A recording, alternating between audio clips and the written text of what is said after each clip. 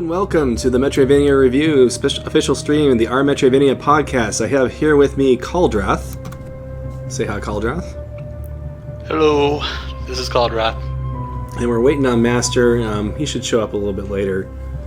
Today I thought we would try something a little unusual for the games this week. I have 3 games lined up, and then any leftover time we'll go back to our old staple that everybody loves. And the first game is Mage. This is what Master likes to call a microvania. I call them mini Metroidvanias. I got that name just from Mini Ghost. I just started calling them mini Metroidvanias. Master likes the name microvania more. But this is a game I reviewed a while back. I'm not going to focus on the story. This game is a little bit more story focused than the other games I'm going to do, but I'm going to try and rush through them and just kind of show them off and just give us something to talk about when we aren't talking about controversial things like difficulty. So I'm going to go ahead and start a new game. So one of the main appeals of this game, as I mentioned, is the plot. And it's silly and dumb. So basically the summary here, and I'm going to kind of go through it quickly. Dense Mage kind of wanders into this place and lets loose the devil. And then the devil... hey, how's it going, Salmes? The devil is trapped, and so he tells you to go get spell books, because trusting the devil is never a bad idea, I guess.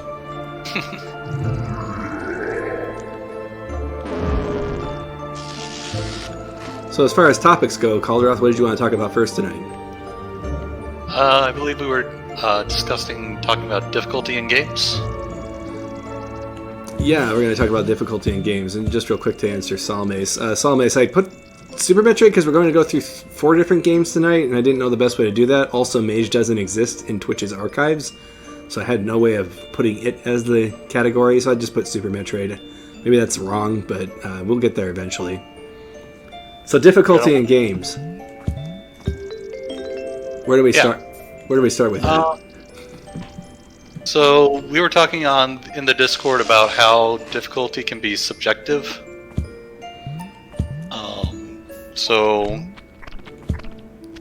There's a lot of ground to cover when it comes to difficulty. I think the first thing we should talk about is why you actually want difficulty in games. And then the different kinds of reasons that people want difficulty.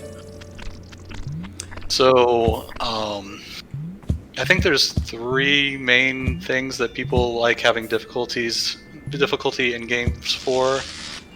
The most obvious is just the satisfaction of overcoming a challenge. Then there's the idea of flow, where you go into this state where a challenge is presented to you, and then you complete it, and then another one is presented, and then you complete that one. And if you're in this continuous state of having challenges that are within your capability, then you go into flow, which winds up being kind of a pleasurable state. And then the third main reason I believe people like having difficulty in games is because they want to develop mastery over something. So achievement, you got satisfaction, or the idea of power. And he says that the stream is being choppy. I don't know why that would be the case. Is it choppy for you, Caldrath? It looks smooth to me, the gameplay. Okay. Sorry, Salmes, I'm afraid that I'm not sure what's going on there. I have a lot of particle effects on the screen with this game, so I don't know if that's causing any stream issues. So what do you think I guess the first question is do you prefer your games to be difficult, and what do you think your answer for why is? So I like to develop mechanical mastery is probably the main thing I enjoy difficulty for, but I also like going into flow. I don't really get as much of you fought this super hard Dark Souls boss and then you finally beat it after so much trying. I know a lot of people really love that. but I don't feel like I get as much out of that as most people do. So when I talk about what I like in challenging games, that's contextualizing that. I'm not saying people are wrong to like the overcoming the challenge. Oh, everybody's different, for sure. Right.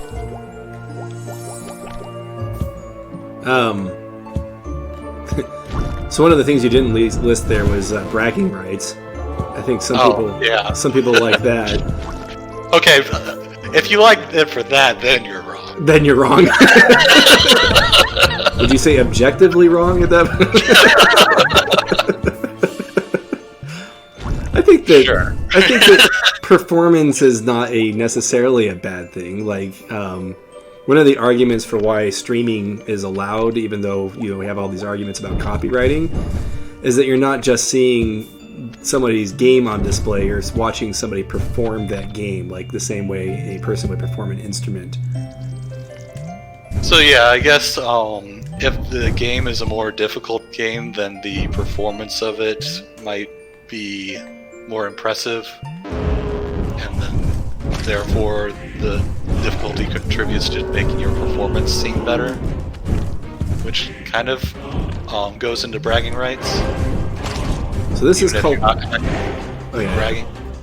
So Silverand just asked what game this was. This is Mage. It's a mini Metroidvania that I received maybe last year.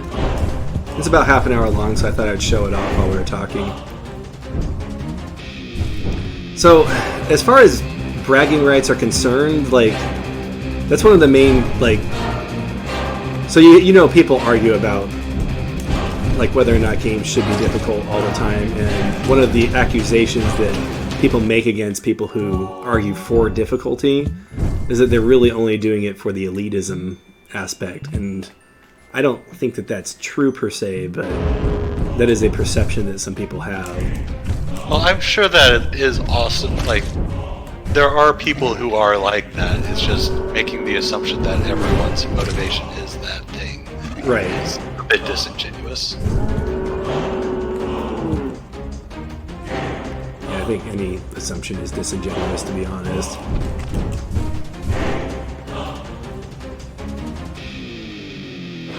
I mean, there might be some people who are out there who are literally masochistic, as people often accuse them as well. Yeah.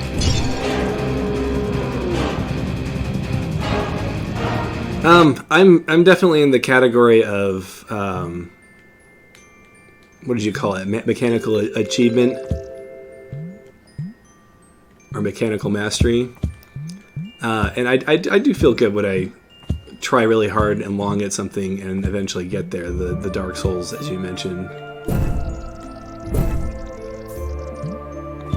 I don't know. I kind of wonder if I wonder if they're actual genuine elitist gamers or if they're just trolling.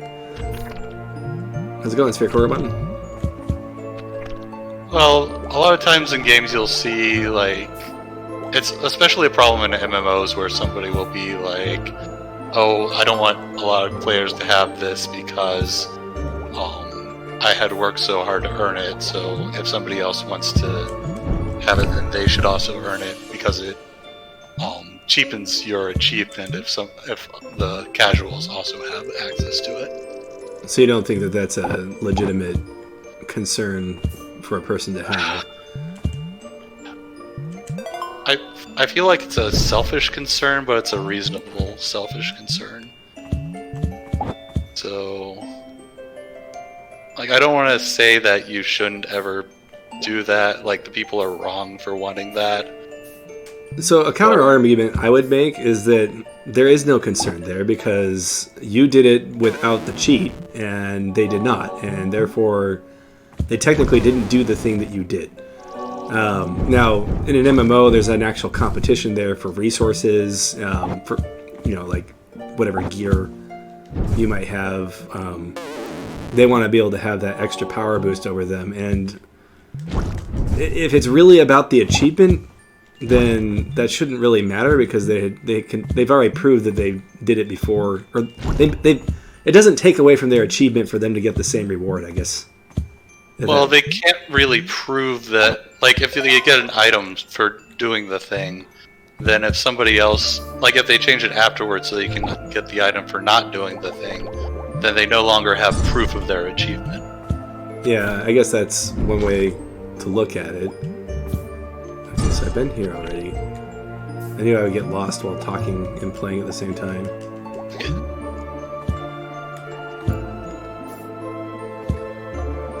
Oh, people that use... Sphere Kurobon says, wouldn't people who make fun of others for using save states be elitist? Because there's a bunch of those people.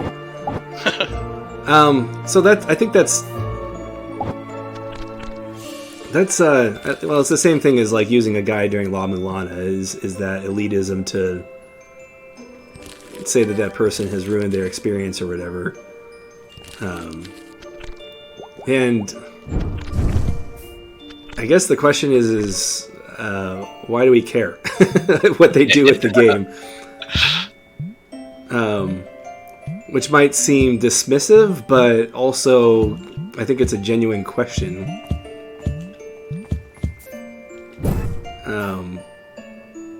Yeah, people want difficulty in their games for different reasons and different levels of difficulty.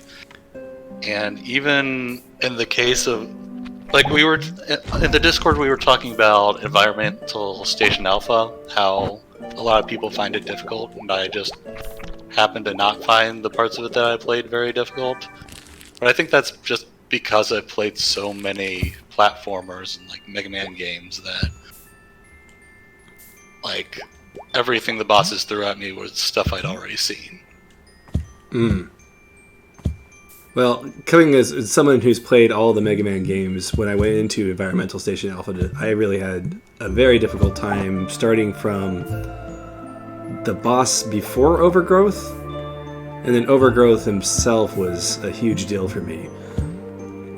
The second time I played it, which was 2 years after this year when I streamed it, it seemed a lot easier to me, but I had also been through, like, I think Environmental Station Alpha was like the 10th Metroidvania game that I had played, and this year it would have been like the 100th, or after I played my 100th Metroidvania, so definitely difficulty is a relative thing. Yeah, it's just... Hey, Denzel. So, a lot of games come down to just, like, memorizing enemy attack patterns. And so if you've already encountered a given attack pattern, then that difficulty is already kind of something you've already surmounted in a different game. And so it's not as applicable to you in the newer game. Right, you start to get familiar with common attack pattern types.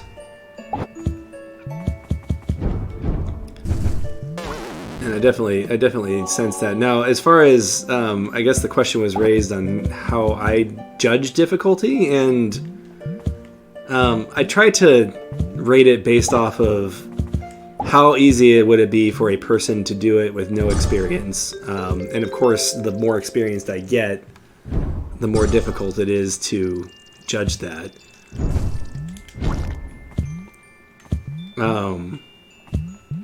Also, memorizing attack patterns, I think, is only one strategy you can apply.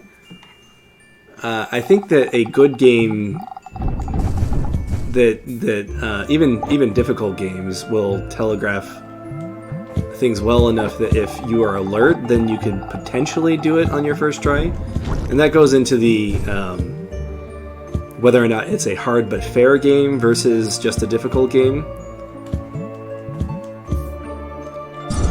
Yeah, like somebody mentioned Cuphead in the discussion, and that game has a lot of just memorizing attack patterns. I felt like I didn't finish it because I kind of just like got bored of it, but from what I played, it just seemed to be, yeah, a lot of dodging attacks. Like, some of them were pretty well telegraphed, some of them weren't, and that's always going to be a problem in any sort of game like that.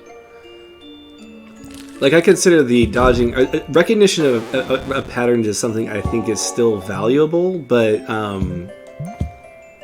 I think in order for a game to be well balanced in its difficulty, it needs to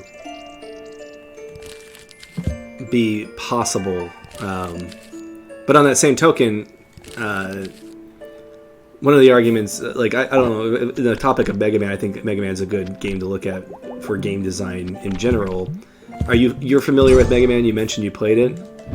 Yeah, I play pretty much every Mega Man game in existence. So I got into a little bit of an argument with a friend of mine on whether or not Quickman's level was fair and good game design.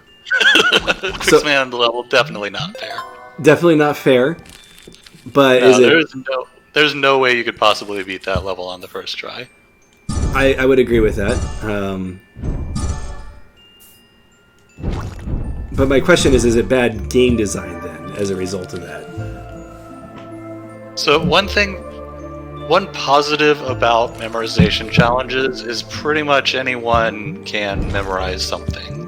So, like, if the execution challenge is low, but the memorization challenge can overcome that, then you have something that nobody's going to be able to beat on the first try.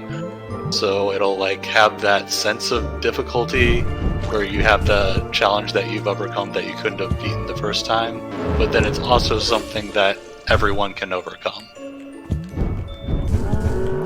Which is why I feel like it's one of the kind of strengths of Dark Souls, is that like pretty much no one's going to beat the boss on the first time, but almost anyone can beat the bosses given enough tries.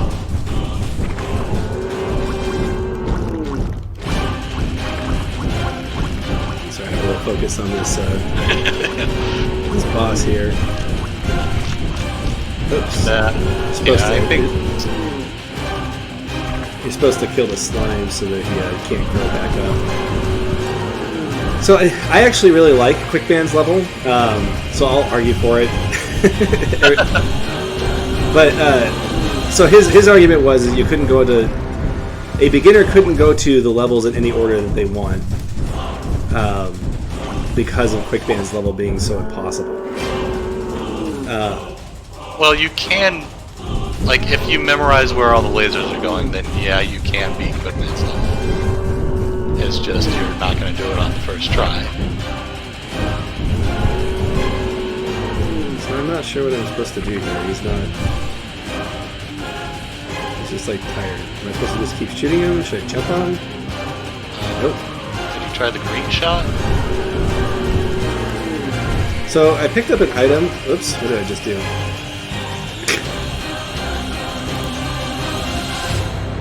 I picked up an item just now, or earlier, and I didn't read what it was. Let's see if it's in this list here. No, that's just my map. Let's see. Nope.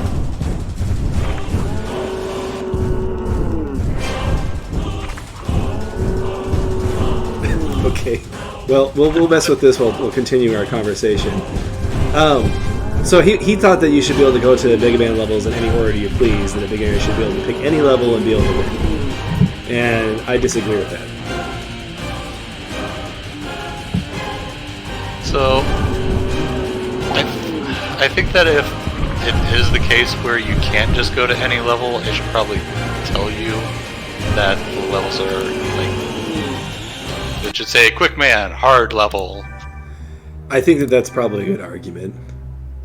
Especially in modern games. Oops. Alright, let's try this again. I think I may have bugged the boss. We can judge this game after we're done with it.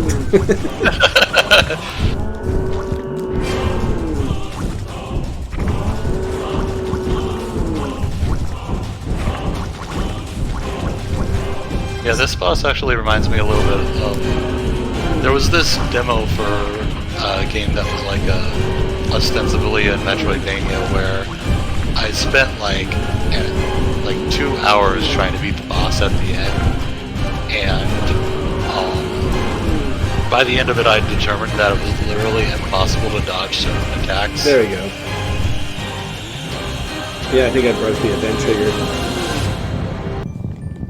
Oop. I didn't mean to leave the level, but good thing it didn't make me fight the boss again. It's too easy to skip that stuff. Okay, so that's the triple jump. So I think this was the game I was talking about when you were talking about the triple jump, that I think that one of these games had that. Yeah, and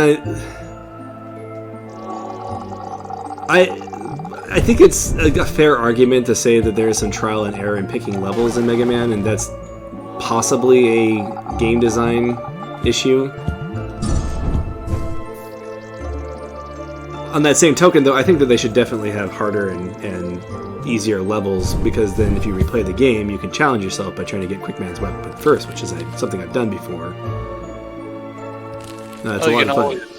You can always just not use the weapon, or use the, like, flash stopper or whatever it's called, and just do the level without it, even if you've gotten it. Yeah, yeah.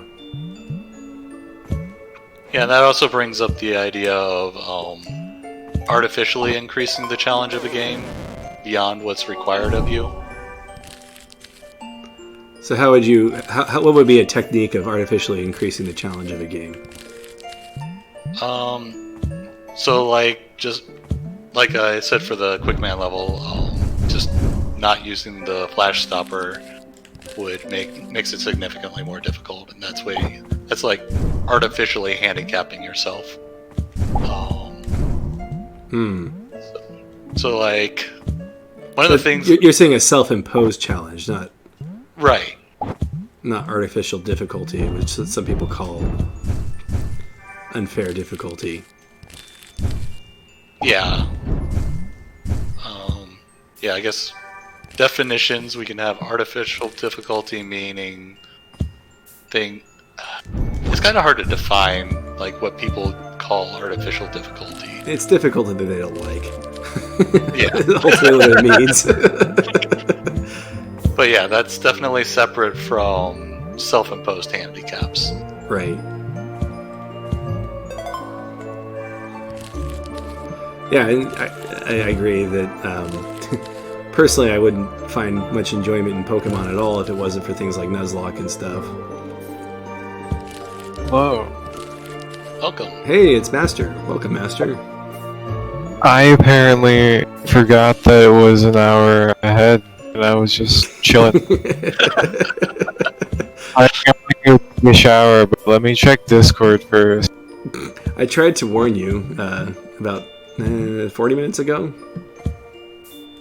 Yeah, I was not here. When you get the ability to walk through lava. So we're just playing Mage and talking about difficulty.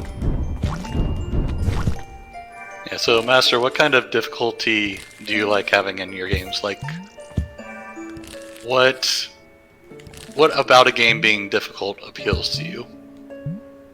I like the challenge of it. I like thinking, hey, wow, I did this thing that's hard and requires skill. That makes me feel good. Yeah, so when we first started this, I laid out three main types of like enjoyment people get from difficulty, like overcoming challenges, going into flow, and attaining mastery. And I guess this would be your case would be the first of those three. I mean, to some extent, I'd say all of those apply. Speaking of difficulty, this is definitely not the highest difficulty that I can put on display here. I think this game does have a hard mode, but I think all it does is remove your hearts and make it so you just die in one hit. Yeah, that also brings up the point of there being a difference between tasks that are difficult and then punishments that are punishing. So like if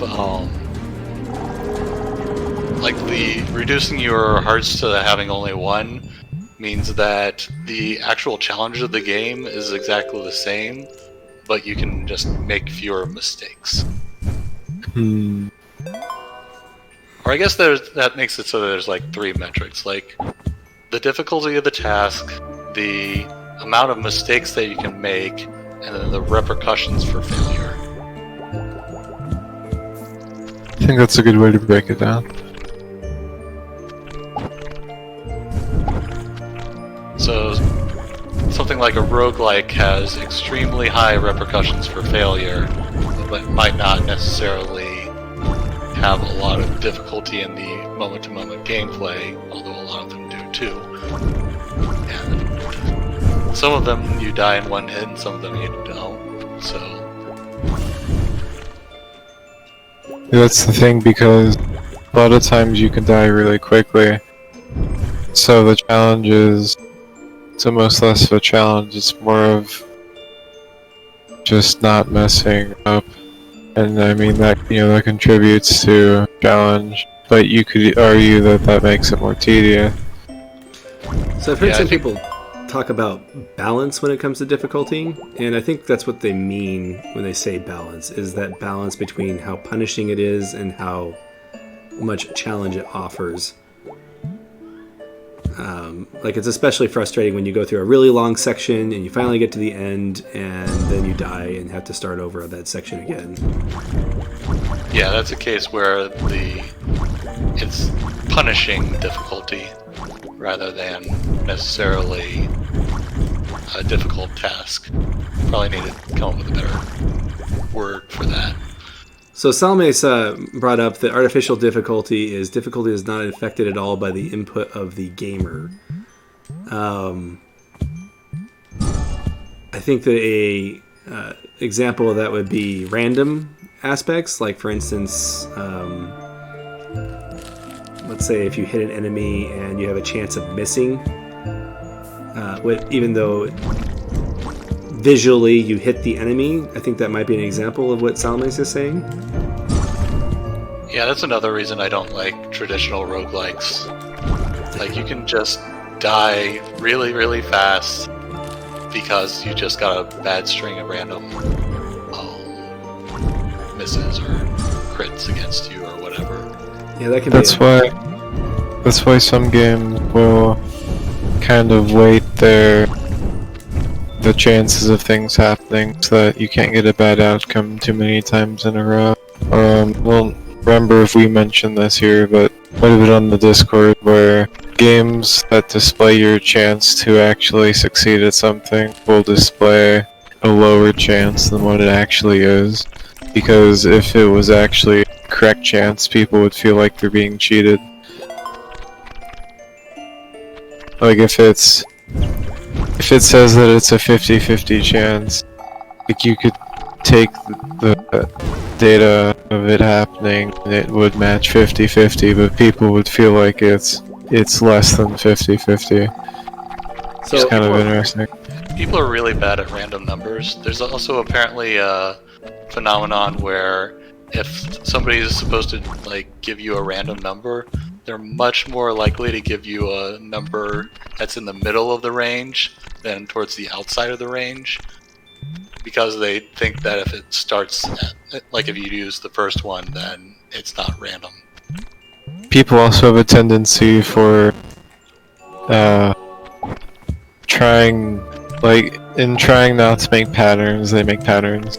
Did we talk about this at some point? It's possible. Oops. This is like we talked about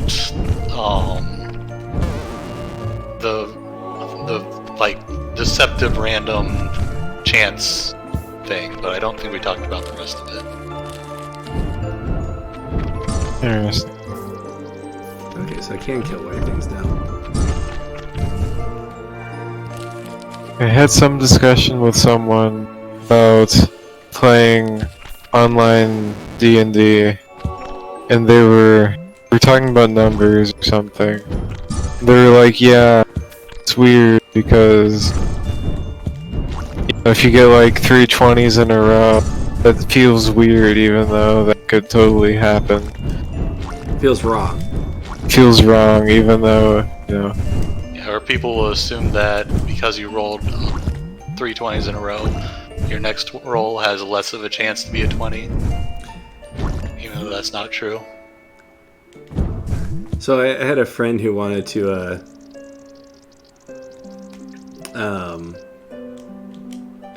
change the way a tabletop role-playing game worked, because he said experience is more important than statistics. What? And he insisted that because in his experience the dice rolled a certain way that made it true. And so he wanted to change the way the dice work because obviously his experience was better than that. Like, what do you mean? Like, did you want a roll to happen? Like, did you want a different roll to do a different thing? I have to explain the dice system that we were using in order for it to make sense. There's this game called Deadlands, and it uses an exploding dice system where if you roll the maximum number on a dice, then you roll that dice again, and then you add the two together. And then you gain power by changing your dice type. Like the lowest dice type is a D4, and then you have a D6, D8, and D10, and D12, and so, or that's as high as it gets. And statistically speaking, the D12 is better than the D4, but because you can roll a 4 on a D4 easier than a D12, and then roll that dice again to add it up, in his mind, that made the D4 better than the D12. And I was like trying to explain to him, if you wanted to, let's say you're trying to hit a 12 for your dice result on a D12, that's 1 divided by 12, I can't remember what that percentage is off the top of my head.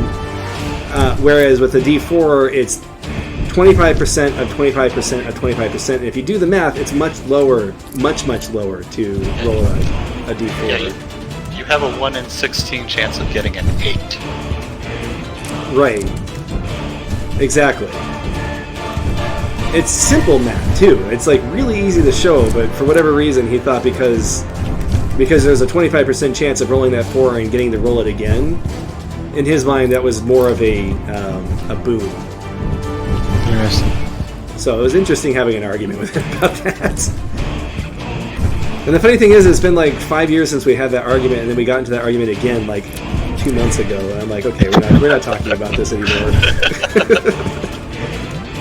He's trying to design his own tabletop role-playing system and just talking about different dice systems he could use. If he's trying to make his own game, he should probably understand how dice work and how chances work. Not how odds work, yeah. Well, you know, sometimes you can make a decent system based off of the lore alone. Yeah, ultimately, role-playing games are more about improv than like systems. The systems are just there to enable the improv. Right, and in that sense, it really doesn't matter what the dice say.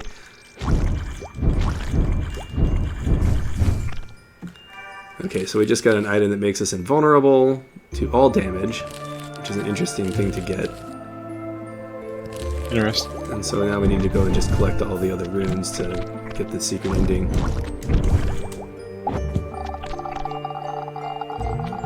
So what game are you playing right now? This one's called Mage. And it's just a fun little mini Metroidvania. I don't remember how much it costs. I think it might be $5. All the games I'm playing tonight are all cheap mini Metroidvanias. Hollow Knight's cheap. Are you going to play that? Okay, so you can make the argument using Hollow Knight that no game is worth the price that they're charging. So, What about free-to-play games? even those aren't worth it compared to Hollow Knight.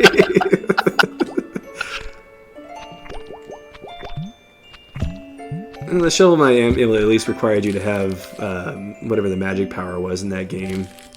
I don't remember. They had something similar to Castlevania Hearts.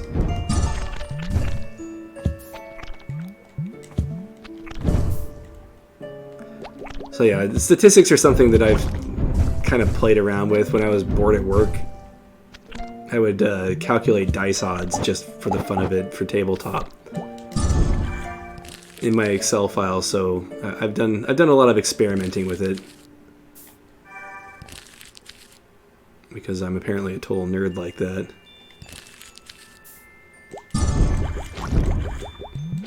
I'm so surprised that the person running a Metroidvania podcast is a nerd.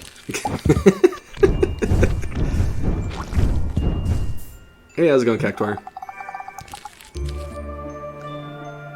Hollow Knight is probably one of the... Okay, so I wouldn't say the Hollow Knight is the best deal on Steam, but it's up there. I think the best deal on Steam is probably Tabletop Simulator. Because getting every board game ever with a single purchase is just amazing. Oh yeah, we still need a... We could also do that for the next gameplay stream. Yeah, I think that'd be a fun one. We'd have to pick out which board game we want to do. I'm partial to like Settlers of Catan. Make our own, like a Metroidvania and tabletop. If you want to sit down and make all that. How hard could it be? Tabletop Simulator is like perfect. It's like one of the few perfect things out there. I wouldn't say it's absolutely perfect. Sometimes the netcode is messy, but I mean, it does what it sets out to do. it is very amazing at what it is. Actually, I haven't tried it. Sounds like I should. It's very good. Played a few like jigsaw puzzles in tabletop. I haven't really seen what it has to offer. It was like the shining, like with all the quarantine that went on this year, it was like the shining game to just get on there and hang out, and people flip tables, and it's great. Sure, it'd be annoying if you have that one guy who just always flips the table. Is Alt F4ing the equivalent of flipping the table? Rage quitting? Maybe so. No. Because I'm sure people think they're funny and they flip the table just randomly or overreact to things. Yeah, I guess you're not. If you Alt F4, you're not really ruining it for everyone else. Unless you're I playing. think you can undo table flips, right? Yeah, you can do actual table flips, and then there's an undo button, so if somebody does it, it's not like it's harmful to the game permanently. Are there any games where you need to flip the table, like to play them? In Tabletop Simulator, probably not. Okay. It's just a fun thing you can do. Munchkin's fun.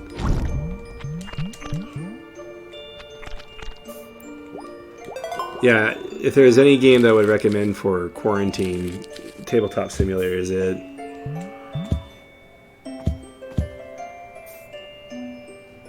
Oh, well, we'll be done with this game very soon here.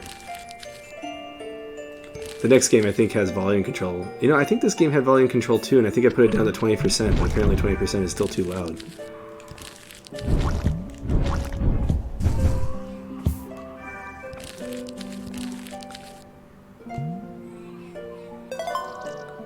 Alright, well, we'll be done with it soon. I actually don't know if I can adjust it in game. Actually, I'm going to do this for the last few,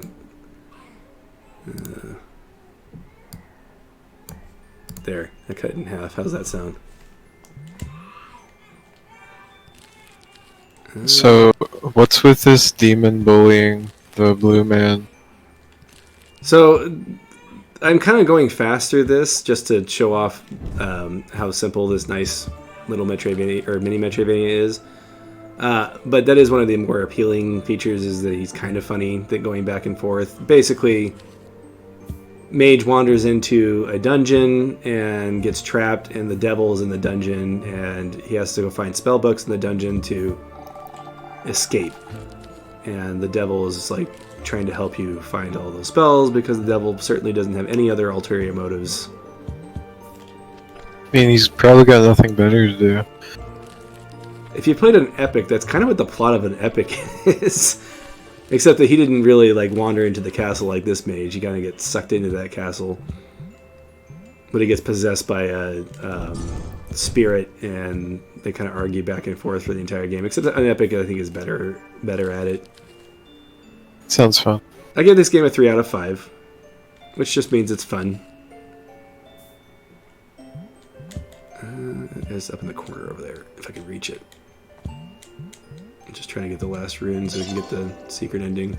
So it took me 40 minutes to beat this my first time I played it, and looks like we're going to get just under that this time, which isn't too bad considering I've probably wandered a little bit while talking. Not only if you were smart enough.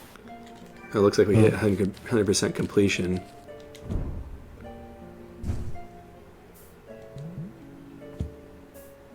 Alright, and I think we come here.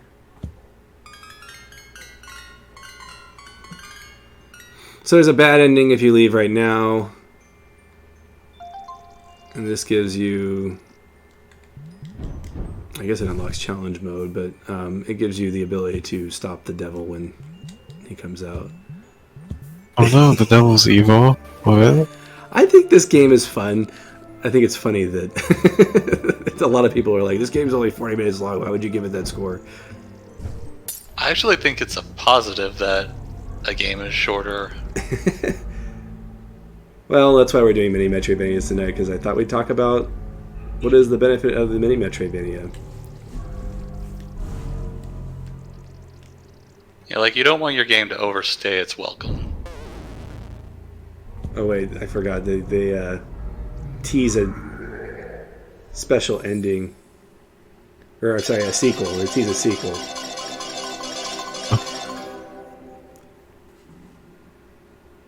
So how old is this game?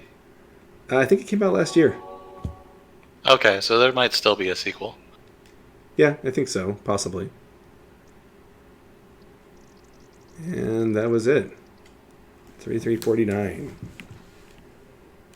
Oh. There might be a sequel. Alright, so that was game number 1. And we could talk about what we thought as we play the next game. So, how do you guys feel about mini Metroidvanias, or as I call them, Microvanias? Oh, this one I have to pull out my phone because... Are you able to see the game now? I tested all this earlier. It should all work. Yeah, it's working. I have to pull up my phone on this game because I don't know how to make this game be in windowed mode. So I need it in order to see the chat box.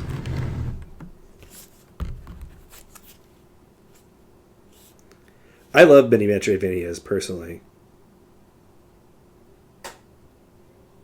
Yeah, I'm of the opinion that a Metroidvania gets worse the more the more distance it has on a given dimension. Okay, I definitely need to turn down the sound on this one. Give me a second here. So basically you're saying that La Mulana is the best Metroidvania because it has a small map? It doesn't have that small of a map. But so I contend that it makes it worse, but then you can also, like, you have more space to make the game better. Salmace is with you, Caldroth. He doesn't like La Mulana either. That's a very love-hate game. Like, I like the concept of La Mulana. It's just there's a few of the puzzles in it that I'm just like, I really think that they were poorly implemented. So during this game, guys, I'm partially dependent on you guys to keep an eye on the chat box because I can't put it in window mode. Okay. So we should never talk about La Mulana according to Salmaze. So this game I gave the same rating as Mage. Same reason, it's just kind of a one and done game. But I love this game. There's something charming about the simplicity of this game, and this developer has actually made another one that I'm actually kind of excited to play. But it's like, this is like a Metroidvania prototype. I don't even think it has a map. Looks fun. So we just got a high jump.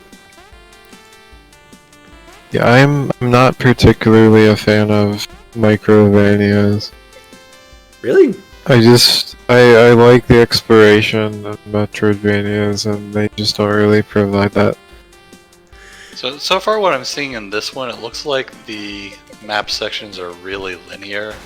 So it's not really taking advantage of the whole Metroidvania interconnectivity concept. And one of the things that you can do with the Microvania is you have this smaller world, but you can have it more dense.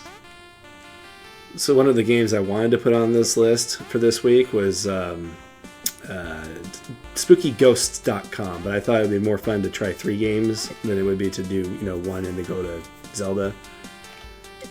And Spooky Ghost takes about 2 hours to defeat, maybe an hour and a half.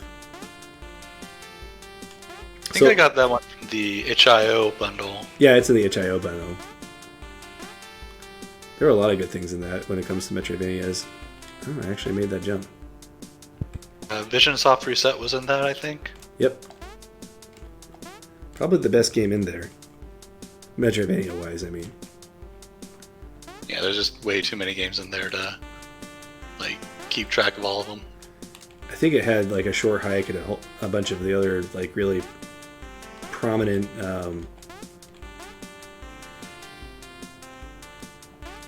indie art games. So Mage says that they like Microvanias because they're great to speedrun. Let's see. Yeah, where do you draw the line where a game becomes a Microvania? So my rule is 2 hours or less. Hey, that's my rule. So is Super Metroid a Microvania? The reason why I say no on that one is because you're most likely not going to make that on your first try. If you're going, you can speedrun something in under 2 hours. You can speedrun plenty of games in under 2 hours, and they aren't 2-hour games. Right. So Morrowind isn't a Microvania because you can beat it in 7 minutes? Can you beat that in 7 minutes? Yeah. That's impressive.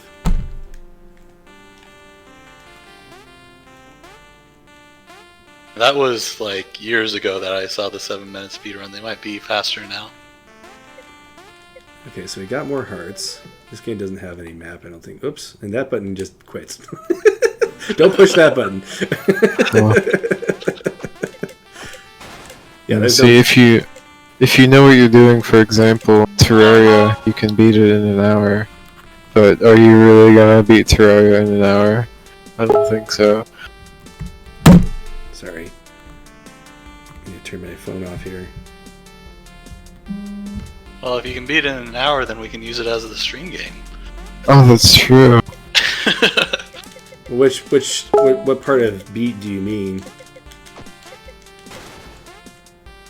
Well, beating Terraria is classified as killing the final boss. Just for that example. So the final boss. Moon Lord. I gotta tab out for a sec. Let's see here. Sorry about that noise in the background.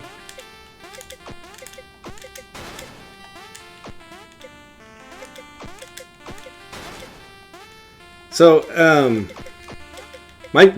in my brain, I'm trying to figure out I'm trying to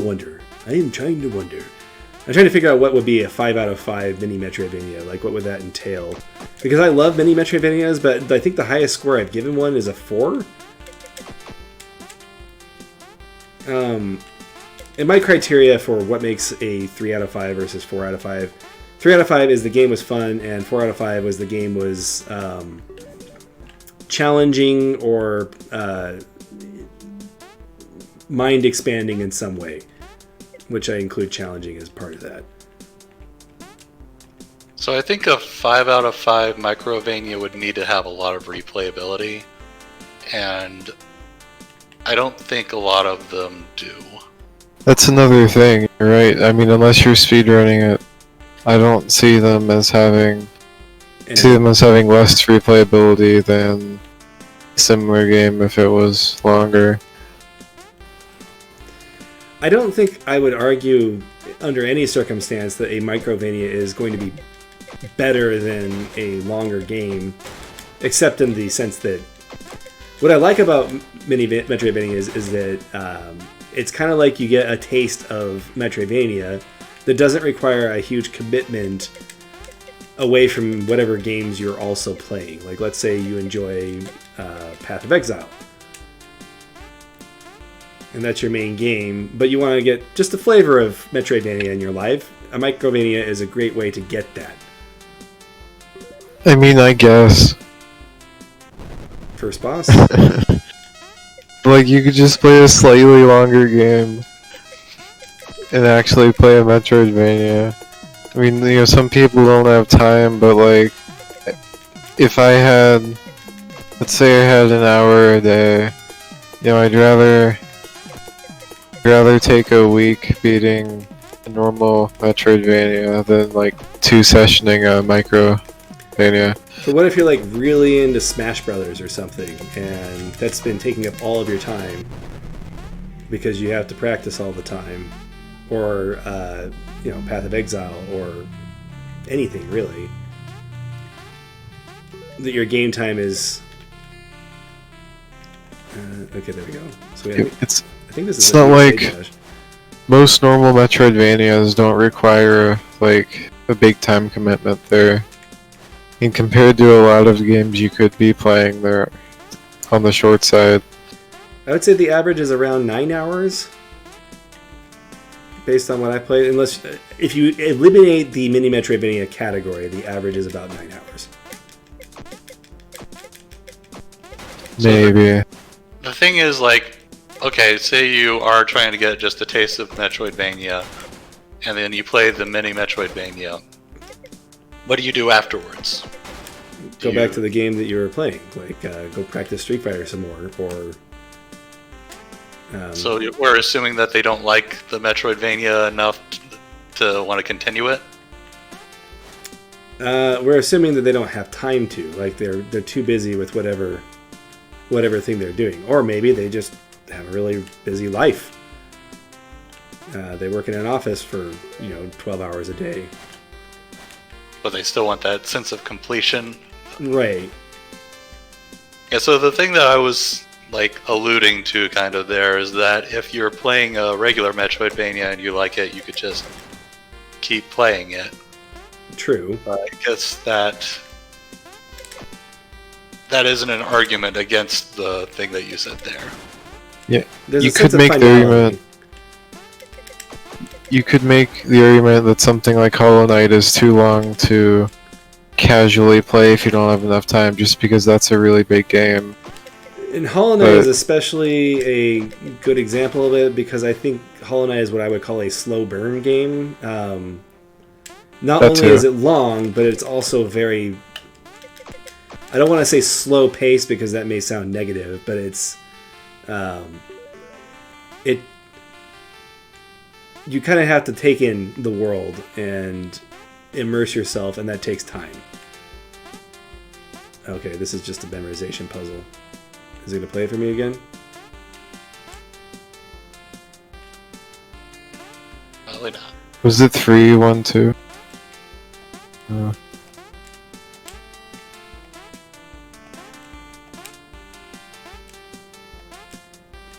Don't you just love overused puzzle mechanics? Don't you love that I immediately knew what was going on before... Although I think I just messed it up. Whoops. Okay.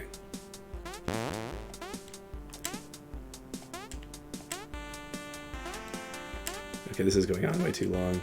I don't remember this, to be honest.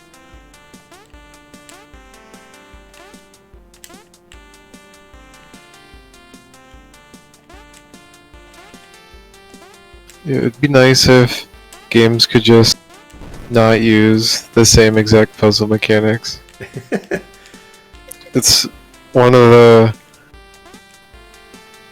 It's like when people say a game is a puzzle game because there's puzzles in it, but they're just puzzles like this. It's not actually a puzzle game. Don't! Dagnabbit. Am I going to have to go through that stupid puzzle again? Didn't we just establish that it's not a puzzle? Yeah, Not a good puzzle. It's not a puzzle game. So there's only so many, like, puzzles you can make.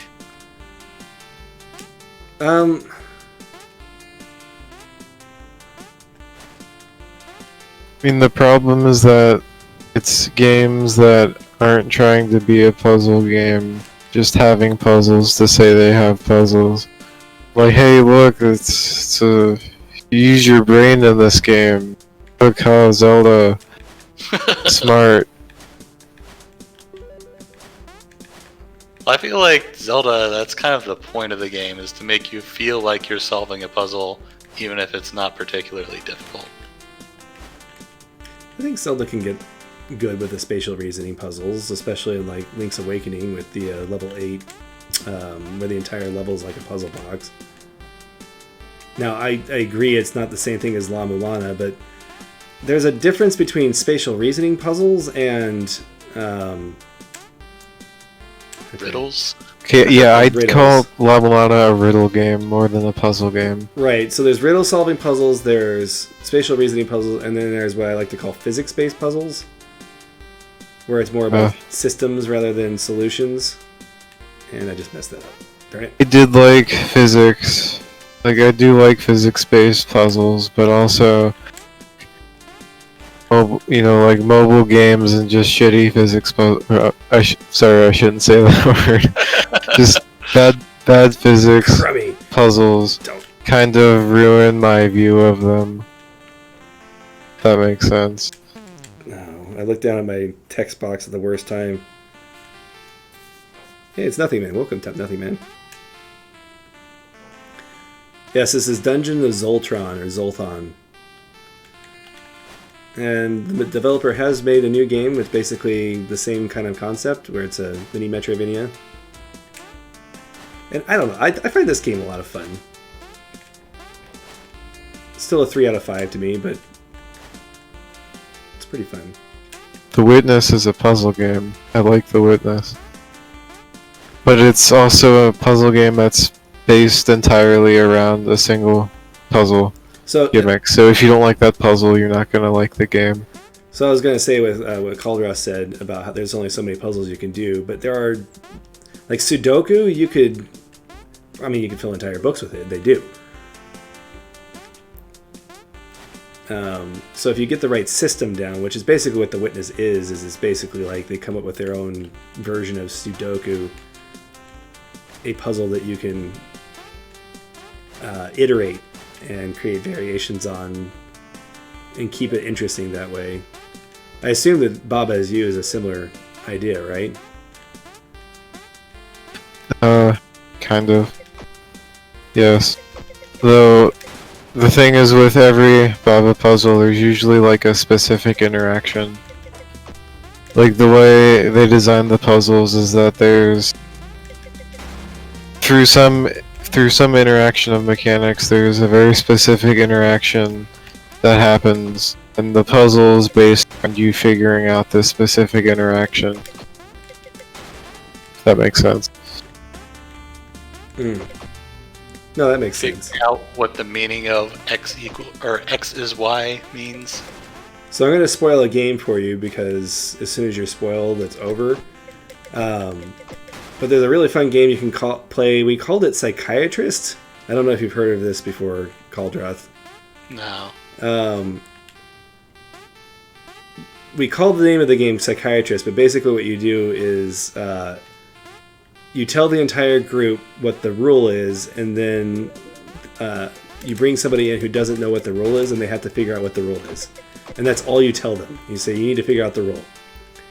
And the rule that we started with was, or that we did was, you answer for the person to the left of you. And it's hilarious watching that person like spend however long you have to spend there trying to figure out what that rule is. Drives them crazy. That sounds like a lot of fun, actually. Yeah, so if you have like a group of people that you can play that with, it's a fun game to do. Alright, I'm trying to remember where we've been. I've been talking too much. And when you don't have a map, it's hard to keep track. Yeah, so Maze, I've been playing a lot of Baba Is You recently, and I've also been trying to get people on the Discord to play it. Because I think everyone should. If Denzo's still in here, he probably is yelling, yes, get Professor Q to play it.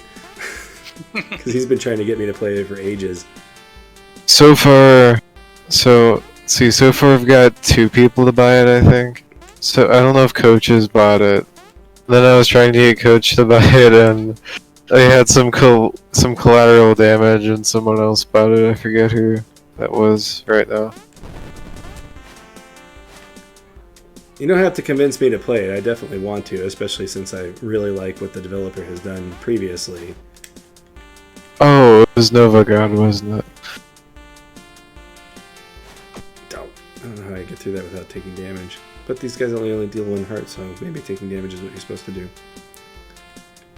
Yeah, Coach said he was going to play the game after he played through Dragon's Dogma.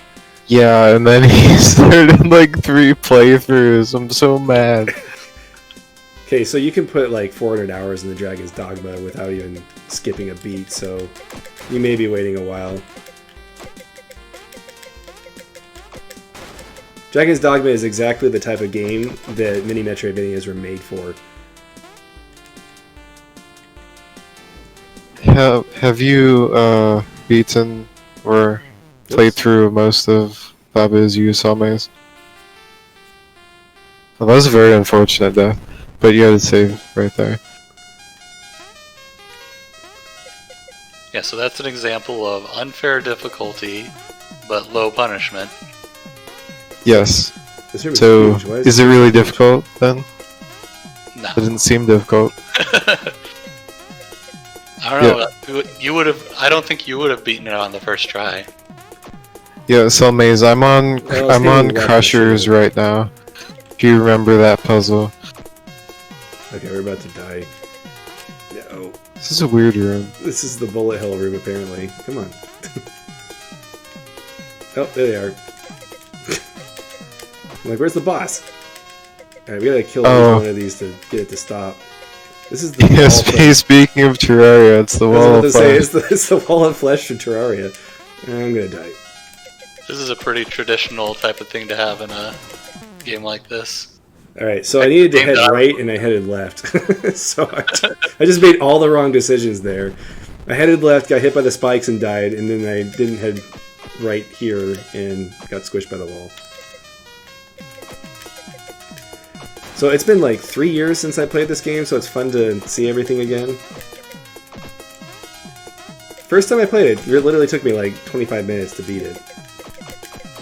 And my first thought was, that was it, dude. That was the final boss? What? That was Zoltan? It's the one where... It's the one where skulls move when they're facing you. If that helps at all. If not, I'm not going to describe anymore. So that's another aspect of difficulty that we should, that I've noticed is that sometimes there's just disappointment at the lack of difficulty. Like sometimes you'll get to a final boss and then beat it the first try and just be like, oh, okay. I guess that was it. So how did everybody feel when they beat Dracula in Symphony of the Night? Oh, by the way, Dracula's a boss in Symphony of the Night. Spoiler alert, it's not Richter. You mean when you beat him at the very beginning with Richter? Right. That was cool. So Salme says disappointing.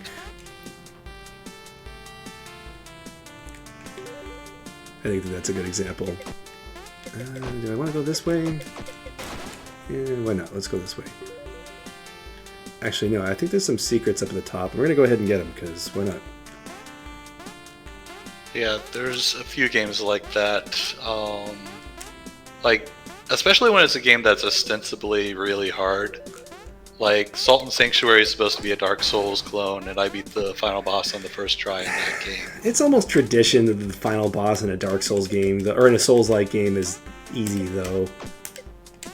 It's about the journey, not the destination. Well, like, if you take the Demon Souls final boss, I won't say his name just to try not to spoil it. Not that people are going to pay that much attention to the lore to know who he is anyway.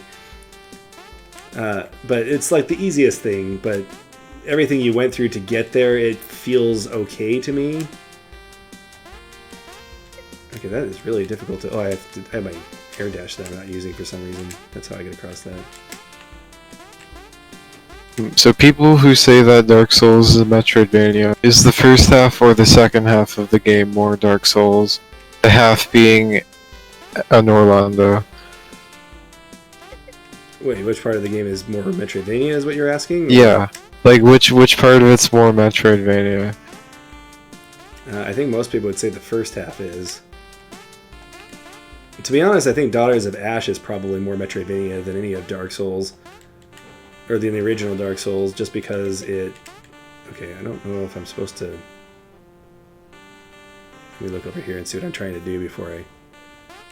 Yeah, it's clearly not, but some people say that it is. So I'm wondering, is it because it's interconnected, sort of? Or do people see that they're backtracking to new areas when the Golden Gates unlock? I don't... I think there's a lot of people who don't really recognize the ability gating aspect as a important part of Metroidvania, because that is the most common... Alright, just messed this puzzle. Oh no, you broke it. I broke it. I'm not supposed to push that block, apparently. That's the most common, like, when somebody names something as a Metroidvania and it's not really a Metroidvania, that's the most common thing that they're missing, is the ability gating aspect. So I did this wrong. I think I'm supposed to push the top block first. Well, this works, I think. What do you mean? It has the hot lava ring for walking over hot lava. That's that. an ability. I love that argument. I mean, you could make that argument, I guess, but you also don't even have to get that. You can subvert it if you go through the Chaos Covenant. Yeah, but you see, that's just sequence breaking. That's sequence break. Oh. Robbie Ribby's not a Metroidvania because you can beat it without getting any of the powers. Yeah, it's kind of funny that some people insist that a game without sequence breaking isn't a Metroidvania, and then you could also contend that a game isn't a Metroidvania because it lets you sequence break. I would like to point out that every week we talk about what is a Metroidvania. Yeah. It always comes to that discussion somehow. I mean, what else is the essence of talking about something than defining what it is? I guess that's sort of true. Like, we're defining what difficulty is. Philosophers, I mean, all they talk about, what is philosophy? What is the meaning of life? We just talk about what is the meaning of Metroidvania. Yeah. I think most reasonable people would say that there's a spectrum and that you can say that something's kinda like a Metroidvania if it's not quite one. Yeah, I think it... I mean, obviously I look at it as a spectrum. I've pretty much given up on, like, if somebody asks me if something's a Metroidvania, I don't say yes or no. I'm just like, Well, what do you here's the think? aspects of it. Yeah, whenever people ask me, I list off the reasons it may or may not be a Metroidvania until, say like, oh, it's kind of a Metroidvania because of this, but it's also, you could argue it's not because of this, and I just confuse them, and they no longer want to hear the answer to the question by the time I'm done.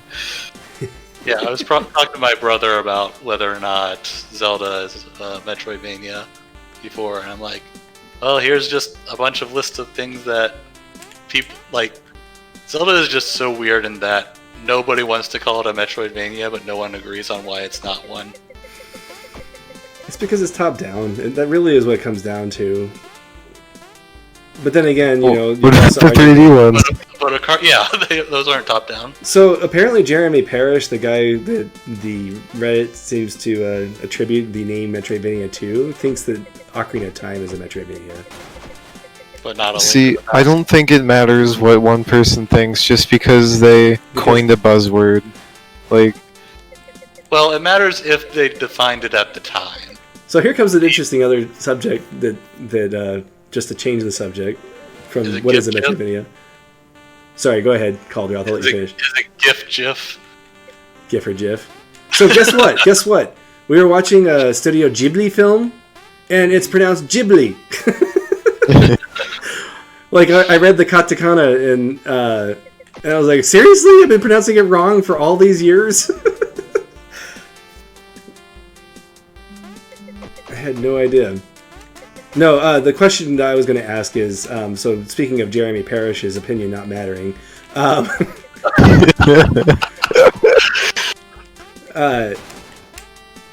when someone interprets a story as meaning something, and the author says that this is what they actually meant, who's right? Now we're getting into the objectivity thing.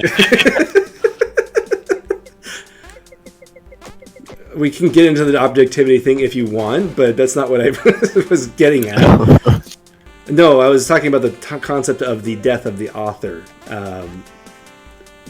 Does the author's opinion on what they intended the work to be matter on how a person interprets that work?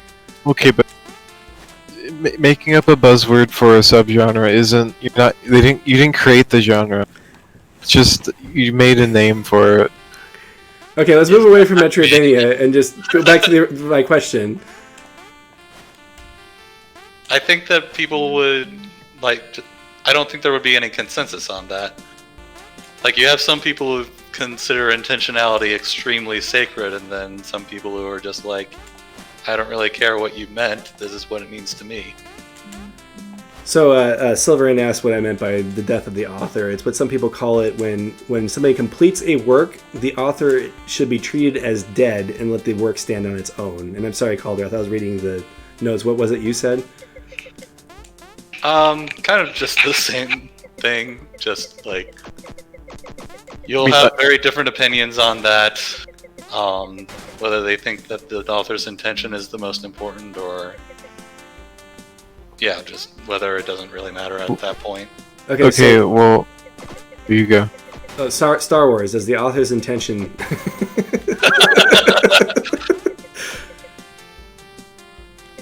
Or The Room, the movie. You know, honestly, I would really love to know what his intention was. Like, that to me is almost as interesting as the movie itself. You should watch The Room on stream. Oh gosh. I've actually never seen it. I don't know if you can because it has nudity in it, right? Oh. We'd have to get like a censored version. Just have like a black bar you drag over the screen with your mouth. Yeah, like we'll watch the uncensored version, and then you'll stream the censored version. I'm gonna go back and check that other area first. Yeah, so I mean, I'm not entirely sure what it means to consider the author dead. Like, you should consider the context in which they wrote it and stuff, but I mean, if they're trying to...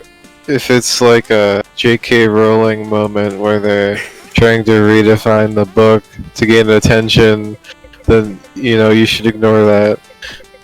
Because I'm assuming that's not what the J.K. Rowling who actually wrote it intended, but this is a new, you know, that, like, the past J.K. Rowling wrote it, if you know what I mean.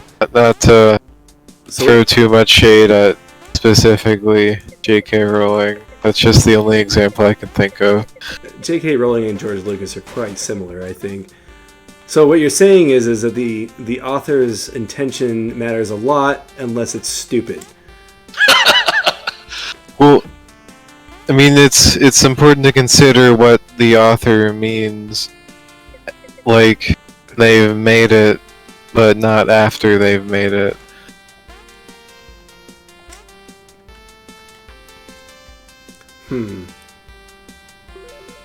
I think part of the fun of art is, like, to me, the author's intention doesn't matter at all, because when I look at a game or a movie or anything like that, my thought isn't what was the author thinking when they made that. It is, how do I feel about this, or what do I think about this? And I think that that's a universal thing that people do. Am I wrong on that, or do you, when you go into something, do you actually think, okay, so what is the author trying to get me to see here?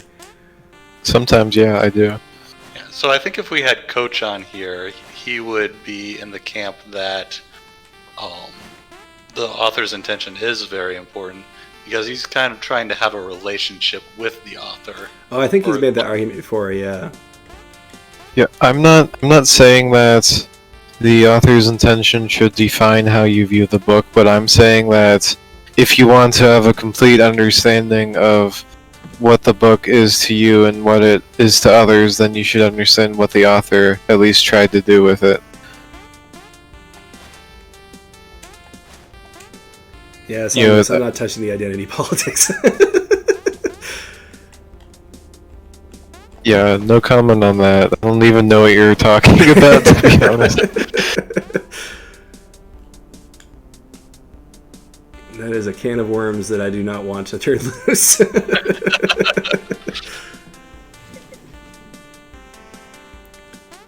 Also, there's a part of me that just doesn't care.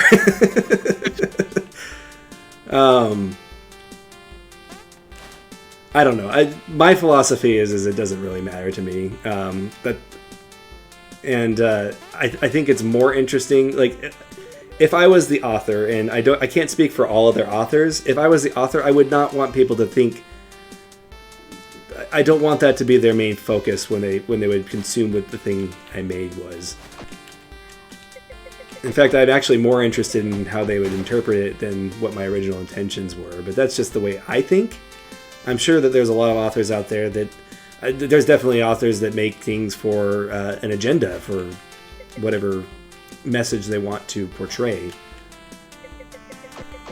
And even if they do that, I don't even know if it's wrong to interpret it differently. And although it is sometimes interesting to judge a work based off of what they originally had intended and how well they accomplished that, if you knew ahead of time, but most of the time when you try a thing, you don't have any idea what they were thinking initially. I mean, sometimes just one, say it's a novel, one really preachy sounding sentence could clue you in on something that the author's trying to tell you. I feel like there are some books where the author would think that you're missing the point. Like if it's something like 1984 and you're like, oh, this seems like a great country, I should make something like this. So, on the subject of missing the point, if you feel like they're missing the point, then I would suggest that perhaps you didn't communicate it well enough. Well, what if they're just objectively stupid people? That's possible, but I think that it's a talent that authors trying to portray something that they need to develop is communicating to stupid people. What if you're not writing for stupid people? Well, then they're not your target audience, and you shouldn't care. I don't think there's any work that everyone interprets the same way. Right. So... Well, maybe like a children's book.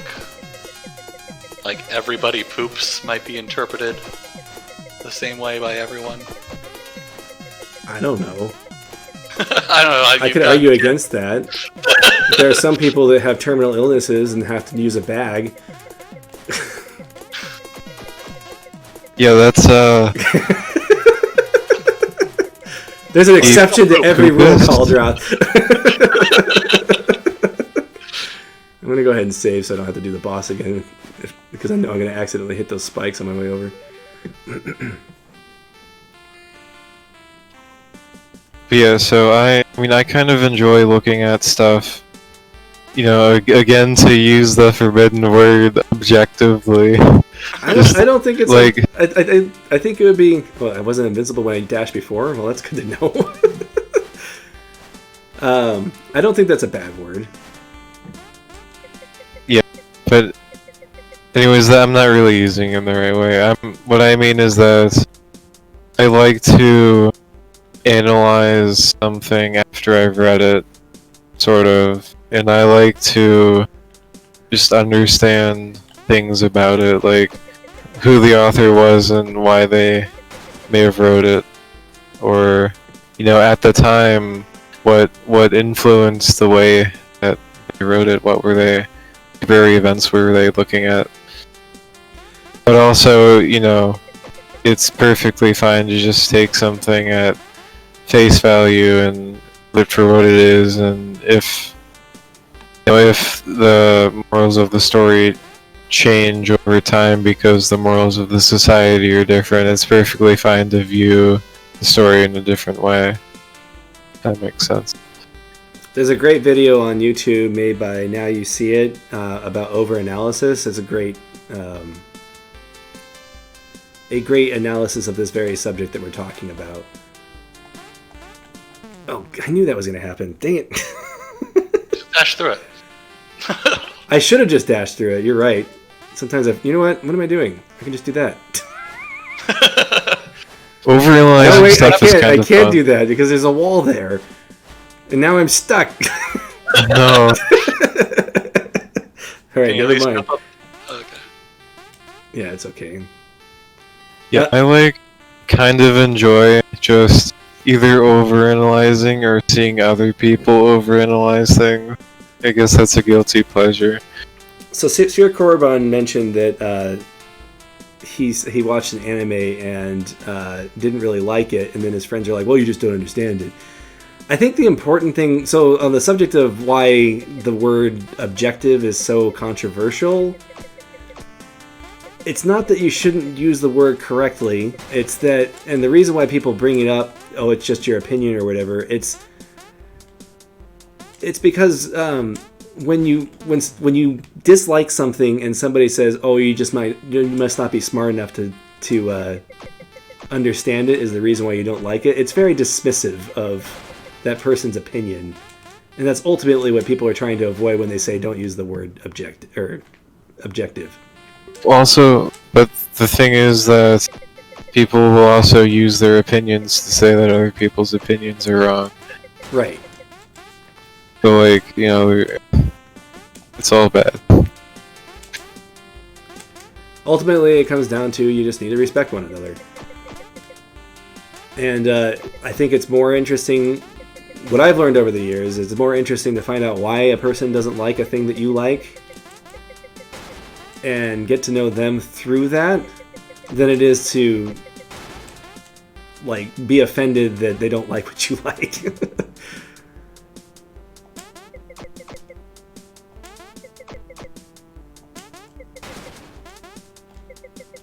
Although it does make me sad and frustrated when somebody doesn't like what I like, because it brought me joy.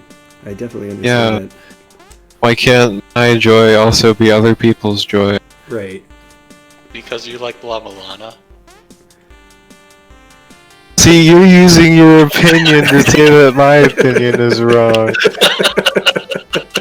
What are you doing? You're so mean, Caldroth.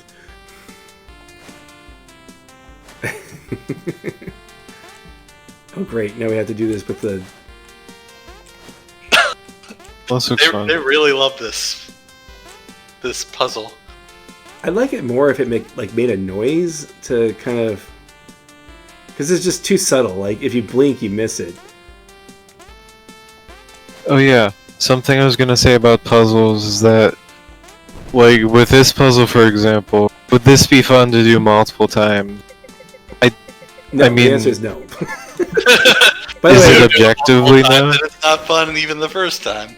Yeah, the majority of people would probably say that they hate this kind of puzzle, or at the very least, they can't tolerate doing it more than twice. Okay, but, if you have a different kind of puzzle that's, infinitely replayable and fun every time, then that's a much better puzzle mechanic to have. So sorry.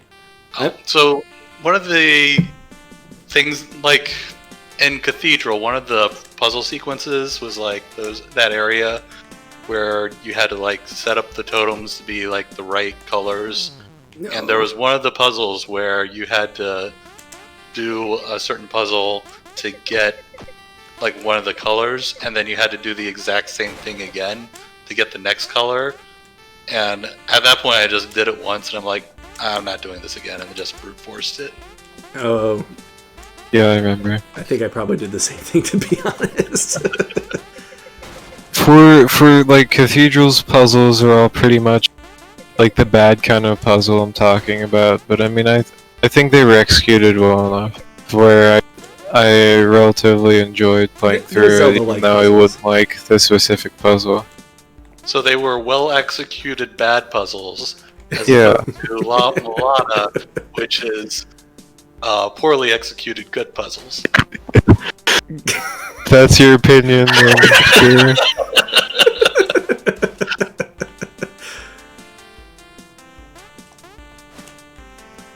All of us are trying to define what makes a good game and what makes a bad game, because all of us want to articulate our opinions on it. Then we're also comparing our opinions about opinions. This is what creates discussion. Dude, I think ultimately you just have to accept that different people want different things from their entertainment. Okay, so see this right here? This isn't bad. In Bookbound Brigade, they would put you in this room with these 4 buttons, and then you would have to hit them, and it would make a noise, and you would have to hit the second one, and it would make a noise, and if you got it right, then it would make the positive sound, and if you got it wrong, it would make the negative sound, then you'd have to start over and basically guess what the pattern is. And they did that, like, literally 20 times. oh my god. But they would add like how that room had spikes in it, like add buzzsaws and enemies and things like that along with it. I'm like, who decided that this would be their core puzzle for their game? Didn't Cathedral have puzzles like that too? Did it? I don't remember. It might have. I The fact think that it I did, don't but they remember- weren't. Yeah, they weren't like super hard or long to do. The fact I that think there don't were remember guessing is puzzles. probably means that it wasn't a big deal in that game. I mean, Cathedral has different puzzle mechanics, like per area, sort of. And they're not. None of them are overly terrible. Oh, here we are. This is the final boss. Oh, ooh, I love the art. The wizard. It kind of looks like the Noida wizard, actually. Noida Mage character. I think I missed the power up, I think, that lets you shoot through walls. That makes this a whole lot easier, but we'll just do it this way. It's no big deal. Are Like- you not 100%ing this one? I actually have never 100%ed this one. It's actually uncanny. So my review for this is like three sentences.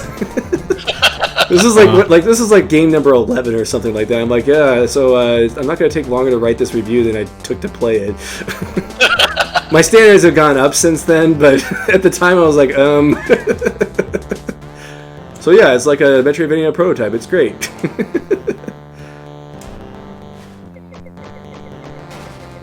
Oh yeah, this is unrelated. Did you ever watch more of those of that Mahler series? Yeah, I've watched like 12 hours of Mahler.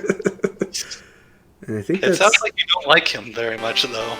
No, that's wrong. That is a wrong thing to say. Oh, okay. So I actually got more power-ups this time than I did my first time. I think I got 7 out of 9 the first time I played. But wait, hold on. Your opinion is that he doesn't like Mahler and Death of the Author, right? Oh yeah, Your you can interpret it as I don't like Mahler. your Nope. intention of you actually liking Mahler, that doesn't matter anymore. Because But the the question is, did I interpretation author from that Cold just Wrath now? is that you don't like Mahler. Okay. Alright, I definitely have to turn up the volume on this one. Alright, so this is Tiny Dangerous Dungeons. This is the third mini Metroidvania that we're going to be looking at tonight. And we're going to delete my save file. Because apparently it only has one file.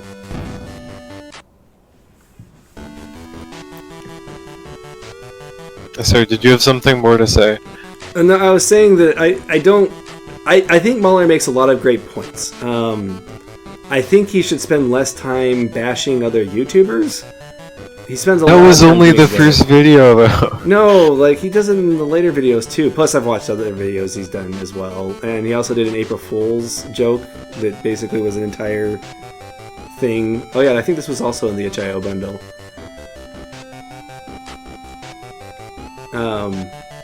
This, in my opinion, is the best of the three that we played, but it's also very short. I mean, these have all been very short. Anyway, I like the points he makes. He definitely gives off this vibe that his opinion is more important than other people's, and like, I get where he's coming from. I get his argument about objectivity and etc. But I think he needs to spend less time doing that and more time focusing on his the positive aspects of his analysis. But that's just my opinion, man. I don't really enjoy when he's overly talking about other YouTubers because I don't care. I just care about seeing the 101 reasons why this movie is terrible. And like all the little things I didn't catch that just make it worse. And more fun to mock. So I think that's another interesting question, is whether somebody can become an expert in a medium to the point that their opinion does matter more than somebody else's. Okay, so that is a good question. I mean, absolutely. So I played some people's opinions. I played 150 Metroidvania games now. Does that make me more of an expert than master on the subject? Yes. I disagree.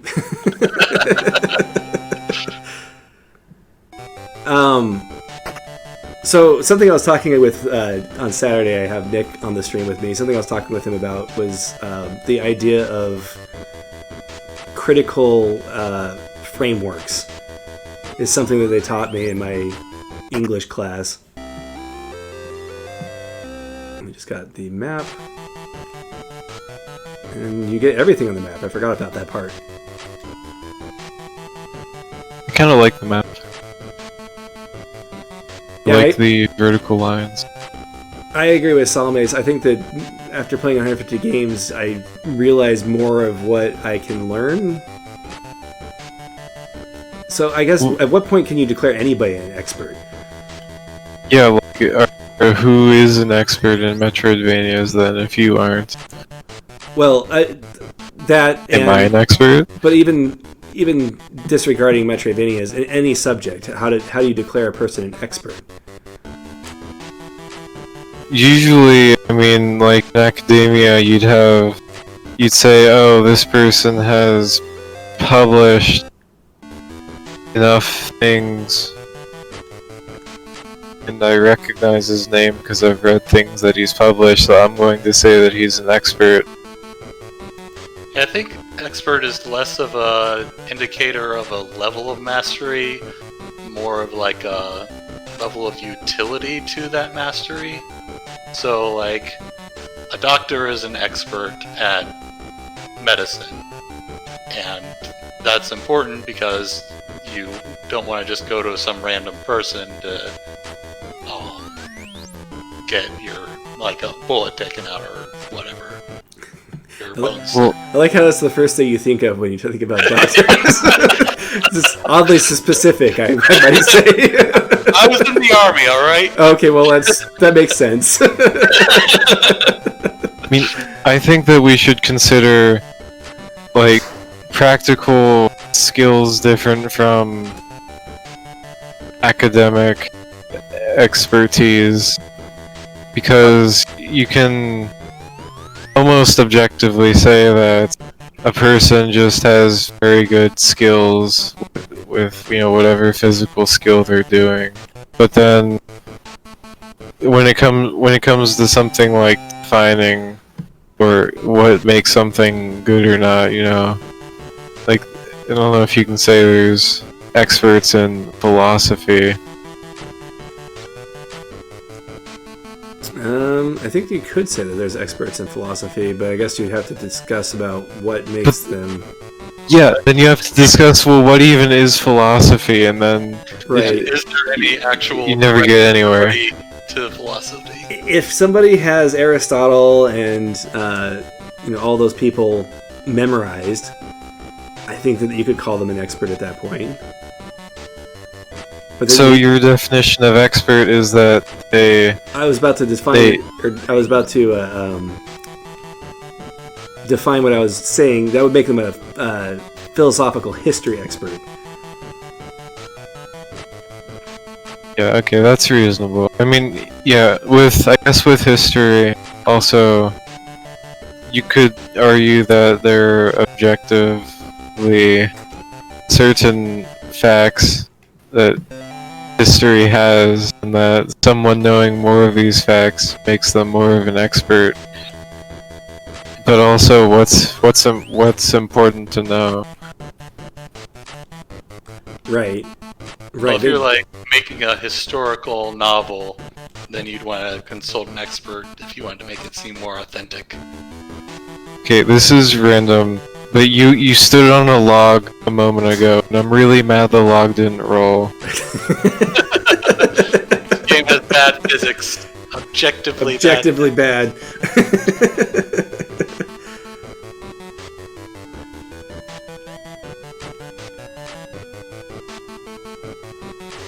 This doesn't really look like a Metroidvania. It looks like a platformer. We're getting ability upgrades as we go. We have an interconnected. I say just as you get an ability, that changes the way you play. Now I've gotten a couple of abilities as we've gone through. You just haven't been paying attention. You got the ability to push blocks, but isn't that basically just a key? Yeah, that's not an ability. We had this discussion. Someone had this discussion on the Discord about like how Circle of the Moon has 2 block pushing abilities. I think I want to be here.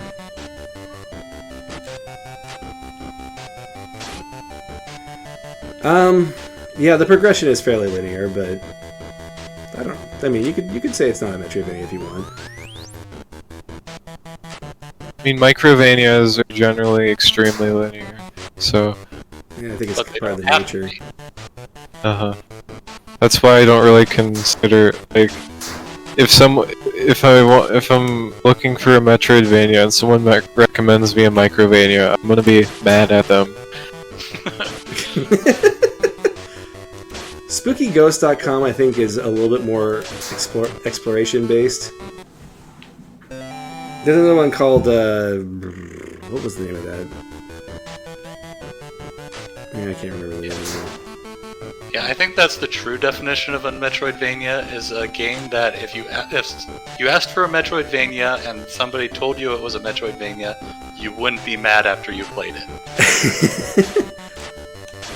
Yeah, like there's no way someone can be recommended Dead Cells and that on the premise that it's a Metroidvania, and then they play it and they're like, oh yeah, I'm not disappointed at all. This was a great Metroidvania. There are people like that though. But like, yes, there are people like that. You say that as if like you're disappointed that you have to acknowledge that they're a person. I am disappointed that they exist. Respect, Master. You gotta respect opinions. No. No. Hard. What if they've played 150 games that are like Dead Cells and say that Dead Cells is a Metroidvania? Uh-oh. Oh, true, then they must be an expert, They're an so they expert know on what they're Dead talking Cells. about. Dead Cells Vanias. If you add Vania to it, that makes it a Metroidvania. So, Farm Metroidvania? Farm Metroidvania, oh gosh. Was that the Reddit that had that? Yep. Somebody had Farm Metroidvania on there? That was so bad I sent it to someone else. What Someone thing who, are they like... talking about? Sakuna. Sakuna? Sakuna, the game that just came out of Rise and Ruin. Oh, okay. Wait, what? I'm confused. Oh yeah, this is actually a game you might want to play. It's at least a 2D platformer, like action platformer that has city building aspect to it. I remember you and Netu were like all about trying to make a game like that. Oh yeah. What is it? Dark Cloud's a little bit like that, although it's more like a Diablo combo. Netu's been like dead. Are you? Yeah, but you still enjoy games that you enjoyed with him. Are you talking about Foregone, Salmace? Oh, the one that has the identical aesthetics of Dead Cells, but isn't quite Dead Cells. That's probably Freudian. Yeah. I streamed that on the Discord a while back. That was Is actually it released Dead back in Cells? February, wasn't it?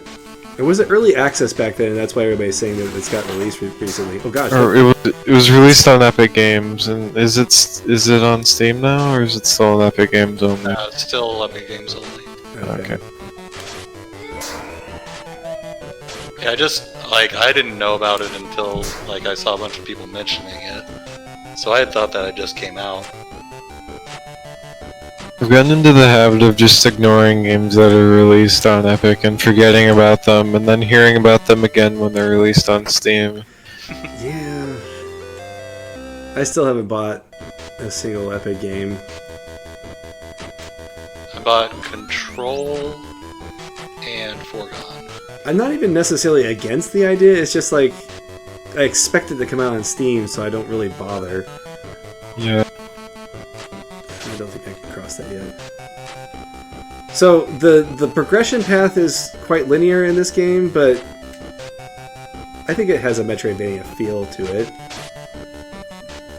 Like right there, I couldn't cross that water because I don't have the ability to do that yet. But as far as the mini Metroidvanias go, I'd say that this one's probably more linear than what it can get or what it can be. I don't know. Based on what we've seen so far tonight, would you say this is more linear than Zoltan or Mage? This looks more linear. Yeah, I think Mage was probably the least linear one. I would agree with that. Because it at least had some, side collectibles. It had a secret ending, which is more than you could say. See, that's something Microvanias just don't do that well usually, having side paths that lead to things Right. that aren't required. Mage is the best one so far. Oh, that's interesting. Have I talked about Way of the Samurai on this before? I don't believe No. so. Okay, So so I they- miss once, and then he jumps, and I... Anyway, go ahead and talk about Way of the Samurai. So the very first Way of the Samurai, it's not a Metroidvania, but an extremely small but dense world that you go into. Is that game isometric? No, it's 3D. Okay, I'm thinking of something else then. It's basically you're a samurai, like a Ronin samurai going into this area as guns are taking over. But there's warring samurai clans that you can try to unite them against the coming threat. Or you can just pick a specific side. But the main thing that I use it for an example for is that it's an extremely small game. You finish it very quickly, but there's a lot of different paths you can take through the game, and you're expected to play it multiple times. So I'd kind of like to see a Metroidvania that kind of follows that philosophy. The closest thing would probably be when games have an early bad end that you can get. I mean, there's not really... I don't know if there's really that much room for just having radically different paths in one Metroidvania, because the progression in a Metroidvania is exploring the map, and I'm guessing Way of the Samurai, it's more about what choices you make with characters, Right. or what outcomes happen. Yeah, but it's actually kind of similar to Majora's Mask, where certain events happen at certain times, and you just go through the areas and try to catch the events that will affect the storyline the way you want it. I At least I don't think I would enjoy type of game in the Metroidvania format. It could be interesting if it somehow worked. Took me way too long to spot that block up there. Yeah, one game that I'm keeping an eye on is Transmute, which specifically said that it's going to have multiple paths through the game depending on which upgrades you take. Did that one come out? I think that one came out. Really? I think it might be out now. I think I announced that recently, or maybe I just announced the store was up. Oh yeah, there's also the way Sundered has upgrades and stuff. I guess I won't say more because that could be spoiler territory. Would you consider that type of mechanic to be something you'd want? So that is kind of like that's pretty similar the way the Samurai did it, because it's Salme says that Transmute is available. I'm looking at Transmute on Steam and it says it's 2021 release date. Oh, the store page is up. Okay, that's what you meant. When you said the store was up, I thought you meant it was out.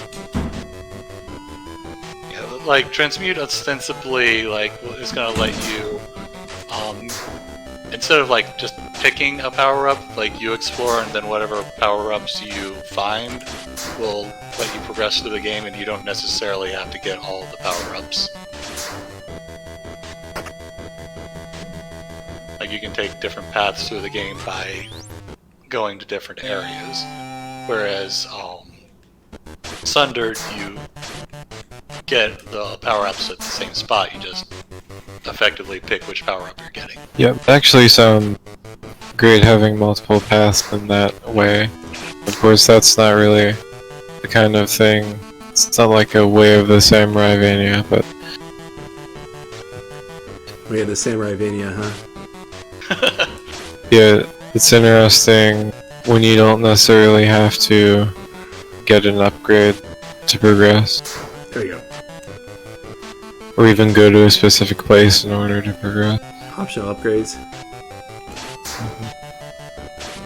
Like Rabby Ribby, where it's just like, oh, you can 0% this game. I think Robbie Ribby is genius, personally. You should play it. You haven't. Yeah, I started playing it recently and I have actually been pretty impressed with it. Except for the post game, I'm not a big fan of because it's pretty much just like a boss rush and then some linear platforming. Now we can just walk across water. Can you also fly? I don't know if you get to that point. I think that they have lava somewhere in the place as well, so you have to get lava walking at some point.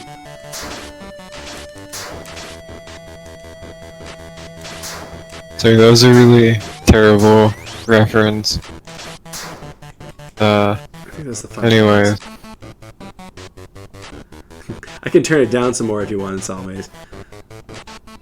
I find it interesting that like you get absolutely no benefit from killing these enemies, and we know that you can get past them without killing them because you had to before. But then as soon as you get the ability to kill them, Incredible violence. yeah. It's not just you, it's just like that's how everyone plays games that I've seen. Right. Well, that was why Undertale was such a huge... how do you guys feel about games that shame you if you kill all the enemies?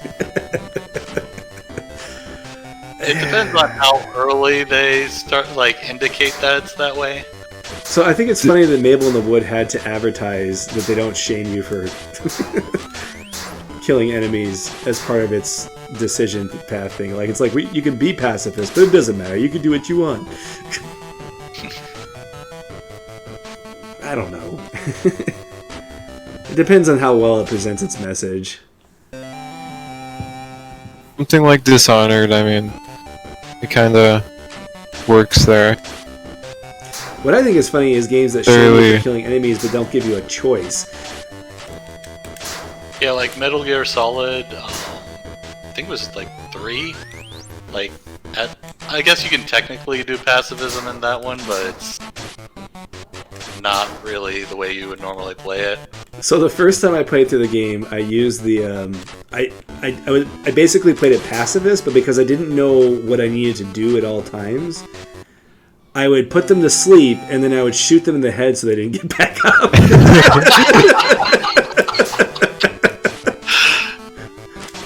But the stun dart gun was just really good, probably overpowered.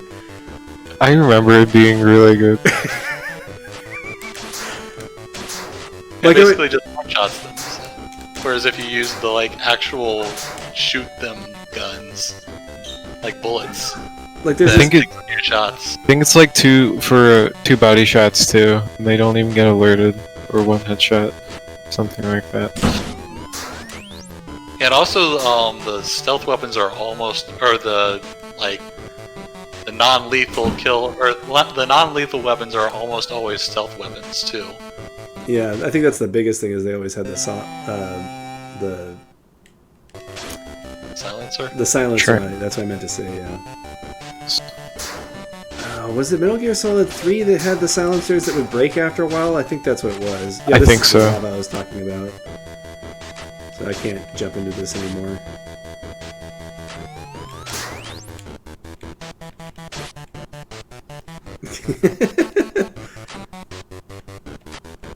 Oh gosh.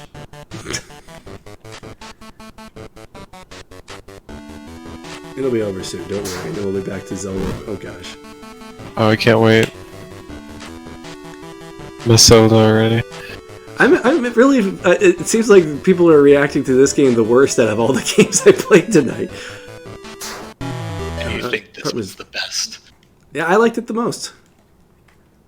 Why do you like it? Is it because of the aesthetics? No, I think that it has the most balanced challenge out of the bunch. I don't react to aesthetics like I do, but to me it doesn't make or break the game necessarily. It really boils down to how it plays for me. Oops. It definitely does look the most polished of the three. And I think that it has the most polished challenges. Like I think this is great right here. I feel like... I don't feel like this is objectively true. You can make a terrible game, but as long as it has decent aesthetic, people will still rate it pretty well. I think that's probably true. Well, here's the thing about that. Sekiro and Blasphemous. Now we can stop. Yeah. No comment on games I may or may not be referring to.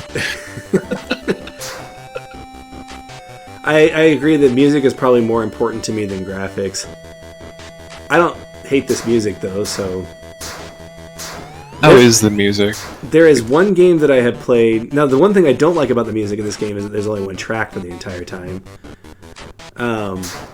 There is one game that I played where I actually had to turn the music off because it was literally giving me headaches. And that is the only time where the music has been a major issue to me. What game is that?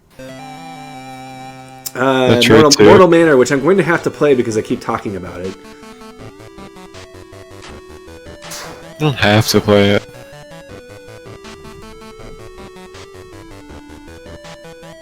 Yeah, I can't believe we were talking about difficulty and I never brought up Blasphemous. Still haven't played it. I don't consider Blasphemous that difficult myself, but... Yeah, like, I thought it was actually easy, like, on the easier side, and then I see all these people complaining about it being super hard. And, like, if anybody says, oh, I didn't like Blasphemous, the first thing anyone says is, oh, you just need to get good. I'm like, what? Talking about being dismissive about opinions. Yeah. Yeah, difficulty is subjective. Yeah.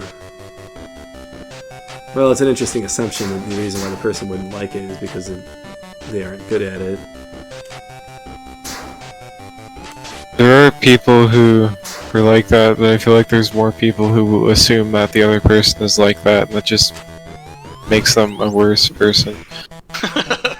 So they're an objectively bad person?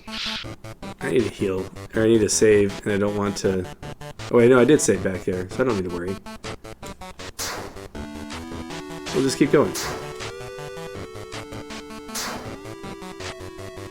It's like, it'd be almost better if people, instead of defining things as subjective or objective in the way that we view them, if people try to define it as a spectrum of opinion. Oh, I guess I didn't finish my thought about critical frameworks. So something I learned in my English class was different critical frameworks you could use to judge literature by. And they had some specific ones that were part of the curriculum for that class, like the Freudian Analysis or the Machiavellian Analysis. And like one was like judging a game based off of the economic circumstances of the author is one way that you can judge a piece of work. Like, they did this because they were trying to make money, and that's the reason why they wrote it this way. Then there's, of course, the Freudian analysis, which I'm sure you probably know what that one's all about. Are we censoring that? It's more than that, though. Like, it's the depth drive, and then it's I'm going to call it the continuation drive. It's this idea that everybody is motivated by continuing their lineage or ending something. And it's been a while since I've taken the class, but it kind of defined how I view criticism. And on the subject of objectivity versus subjectivity, within a framework, you can be objective. For instance, Mahler obviously uses the logically... what's the word I'm looking for? It logically makes sense. Logically consistent is his objective framework that he uses to judge things. And he thinks that art is good or bad based on how logically consistent it is. Which is an interesting way of looking at things. But it's only one way to look at it. Like, for some people, logical consistency doesn't matter at all. Could you say that a work is better because it's logically consistent, but not necessarily good or bad overall?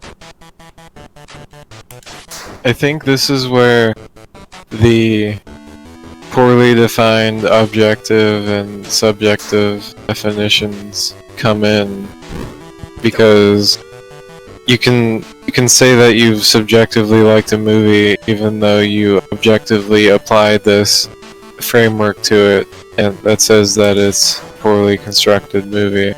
Right. But then people will try to conflate the objectively, the objectively created analysis, and they'll say, oh, but no, I enjoyed it, so... You can enjoy things despite them being bad. Exactly. Like La Milana.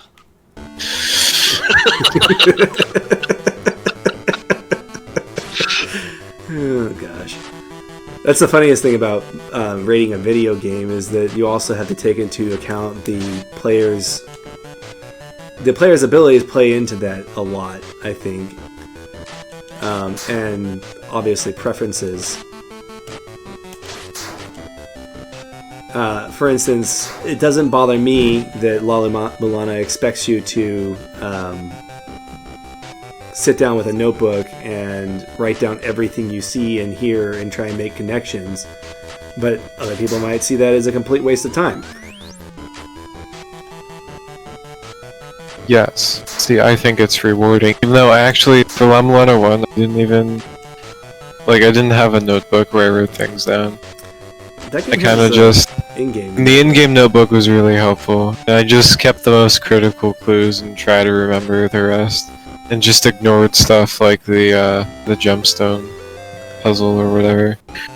I took a lot of screenshots. See, I took a lot of screenshots for 2, and then I never finished 2. I think I misplaced the screenshot or something, and I couldn't find the mural picture, or I'd never taken it, or I'd never found the mural, I don't remember. And I got really disoriented, and then I got sad. So would you say the La Mulana is logically consistent and would hold up under a logically consistent framework? Well, I mean, La Mulana doesn't really have a narrative on which you can define something as being logically consistent. Well, So you have to specify what you mean. riddle-based puzzles, so it has to be logically consistent in order to be a good riddle-based puzzle game, right? Like what you're saying, yeah, every puzzle has logic attached to it. Every But puzzle makes sense in some sense. But is it what some people call moon logic, where it's arbitrary? No. Is there a, like, it looks like there's a platform up and to the left from you. Oh, you know what? You're right, and I need to get that. There are What am I a couple of puzzles that would probably border on moon logic, but I wouldn't say that the game has any moon logic. I'm gonna go ahead and kill myself to try and get that. I think you have to have the frog there and bounce off the frog. So there are actually secrets in this game, and I haven't found any of them. And you just found them, Caldwell. When I say border on moon logic, I mean that if you think about it a certain way, then it makes complete sense, but if you're thinking about it the wrong way, then it won't make sense. Just to clarify. So I think moon logic is definitely bad from a logical framework standpoint, but I don't know if it's necessarily bad looking at it from a emotional standpoint. I don't know how else to call it, but like, I play games that use moon logic and I've loved the game. Well, I mean, you can have moon logic and like... Well, okay, when we say moon logic, are we only referring to like unfair riddles? Or are we also just referring to anything that doesn't make sense in a game? Within the context of the game. Moon logic is just like, okay, I'm trying to think of a good example. So in King's Quest V, you have to restore the power to a wand. And in order to do that, you have to throw cheese into a fountain, which powers the fountain. See, yeah, that is moon logic. I think there might be a throwaway line at some point in the game that suggests that milk is a power for magic or whatever. But See, that makes it less moon logic if there's actually something that says yeah, that. if it's hinted at. However, I don't know if that's true or not. I just knew the answer because I figured out when I was a kid and I remembered it. At some point, you just kind of try everything. So, Salmes is asking if I analyze the price of games in my reviews, and I don't. The reason why I don't is because I feel like the time is more important than the price. And that's just my opinion. Well, that's the metric that you are like for you, time is more important than price, but then there's some Right. people who have way more time than money, so Sure, and but the other reason why I don't judge based off of price is because Hollow Knight ruins everything. Yeah. I mean, you can say that outliers don't apply to trends. I mean, that's why they're called outliers. Hollow Knight's an outlier. Yeah, I think I can jump in the water now. It's been so long since we've been near water that I forgot. I'm gonna go get this. You don't- other- But just because Hollow Knight is like a 10 out of 10 for the price to, or the gameplay to price ratio, doesn't mean that like 4 out of 10s, 6 out of 10s don't exist. Sure. It's just not something I'm interested in trying to rate, for the other reason that price, or a dollar means something different to to anybody depending on their economic circumstance. Yeah, like, I'm not saying that necessarily you should be adding that to your analysis because it's something that you might not be suited to judge well. Right. This room is super trapped. I'm gonna die. Don't die. The controls in this game are extraordinarily tight, which is one of the reasons why I like this one the most out of the bunch that we played. They seem okay. Yeah, don't you love it when a game gives you a means to get through an obstacle and then they just immediately replace the obstacle with like a harder version of the obstacle? The like lava versus magma or whatever. Yeah. Like, oh, now you can walk on water. Too bad, all the rooms going forward are not water. Now, on the subject of price, this game is only half an hour long, or we're about to beat it right now. I'm probably not going to go get the other heart pieces just because I'm, you know, I want to be done at this point. But I thought you liked this one. I do like this one, but we want to play a little bit of Super Metroid tonight, right? And we're running out of time. We only have about 25 minutes left, so. Oh yeah, I forgot we started early. Yeah. We're on time. I mean, because it's earlier, I'm more willing to stay up later. Sure, but I have a limit myself, so. Plus, I think from a viewer standpoint, that 2.5 hours is probably pushing to the upper edge of how long most people would be willing to stick around. I mean, it's not like you're expected to stay for the entirety of the stream. You know, people can drop in whenever and drop out whenever. So on the subject of price, though, this game's $5, and it's about half an hour. And Oh, that's terrible. Just compared to Hollow Knight, jeez. Yeah, so it is harder to justify when you could spend 3 times the amount and get a 25-hour game that's a 10 out of 10. Alright, I got the gold. Cool. Of course. One could argue, however, that having a novel experience is more valuable than having more of an experience you've already experienced. Right, and that's the argument for mini Metroidvanias in general. I think that okay, so I got Dungeon of Zoltan for 50 cents. See, that seems worth the price. And then I think Mage is running about 3 to start, I think.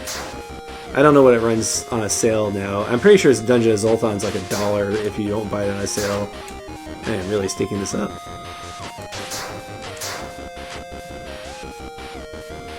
Yeah, the thing is, a lot of games, I mean, looking at these games, I don't see anything new that I wouldn't get somewhere else.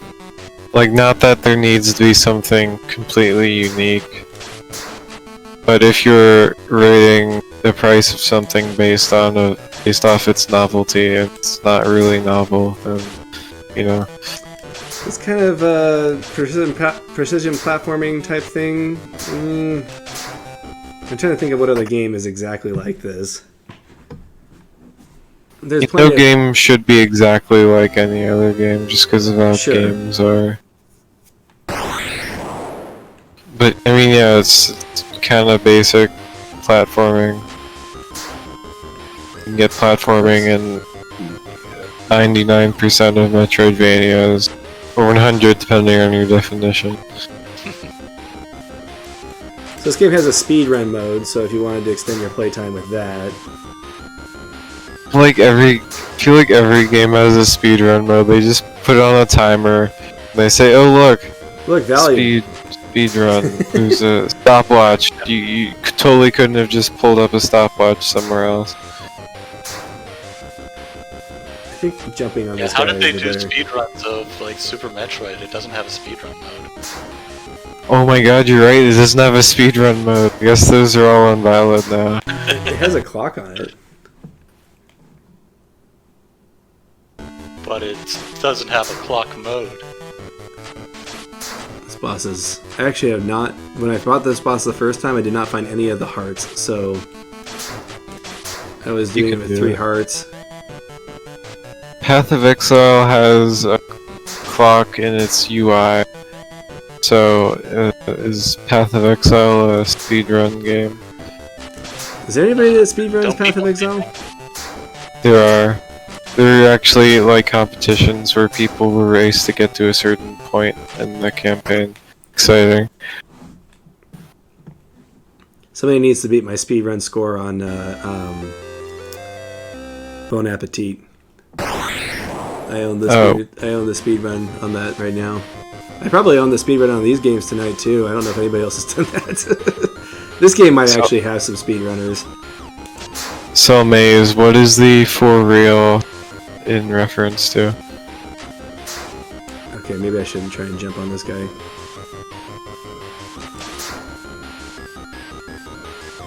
Seems like jumping on him's okay to like avoid him, but it's not doing damage, so. I think it is doing damage.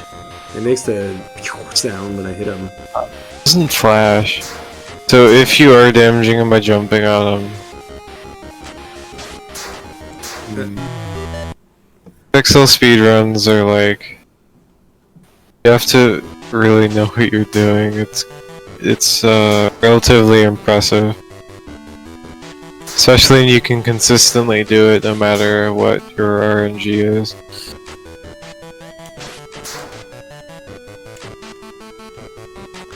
Alright, time to get good.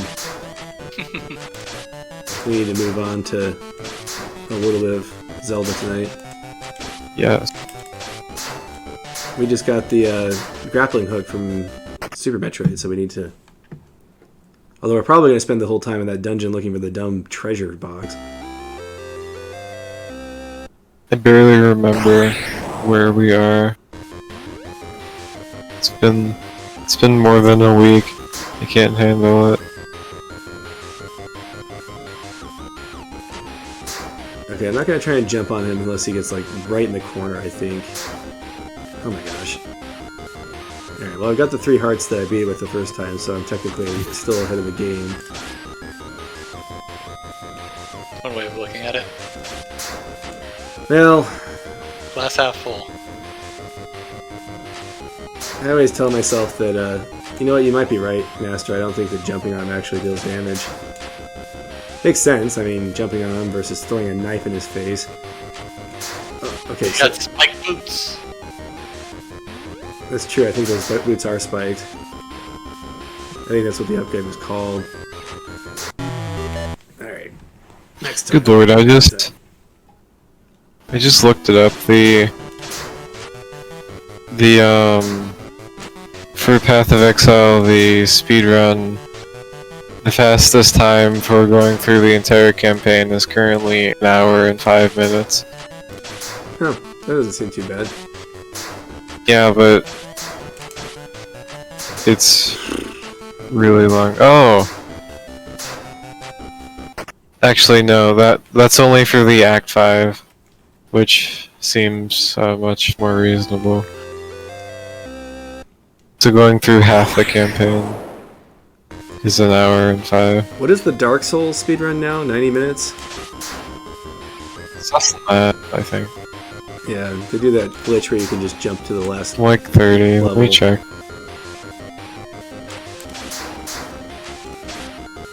I was No, that's not right on the money. Any percent, 29.54.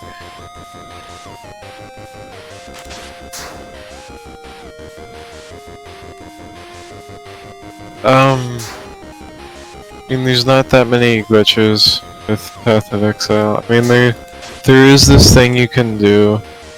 It's kind of a glitch where you can warp past several walls using a warp spell by like canceling it and reusing it. It's weird, but I mean, nothing significant. There aren't any significant glitches to save time.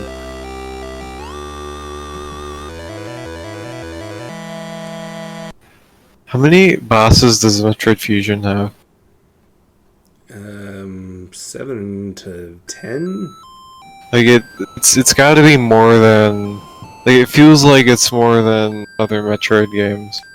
Thinking back on it, I can't actually think of what other bosses it has that makes it have more.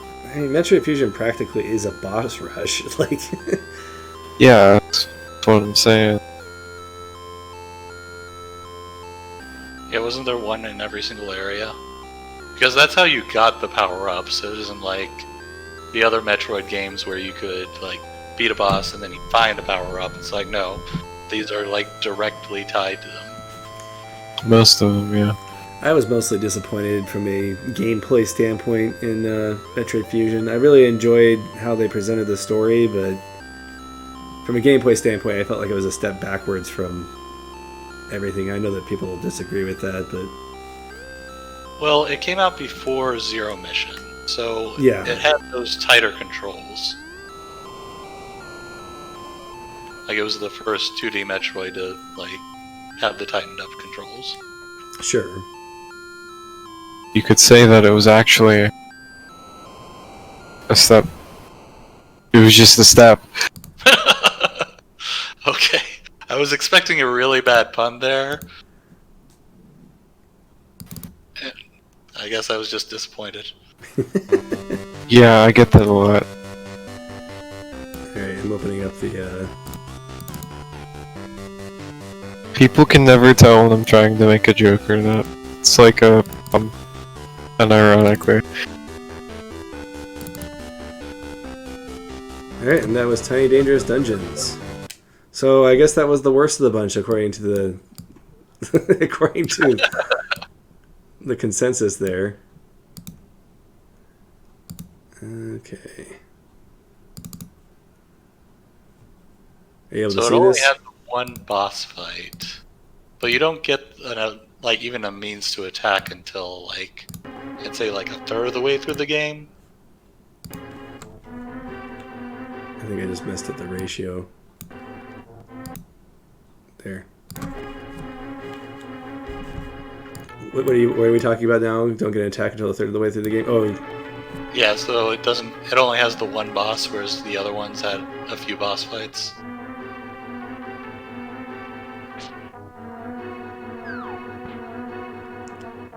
did we open the big chest in this place? Was this the dungeon where you opened a chest and then...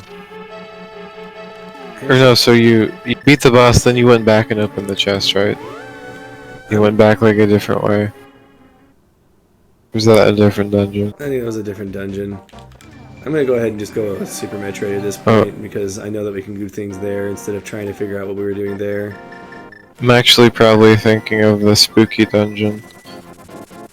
Yeah.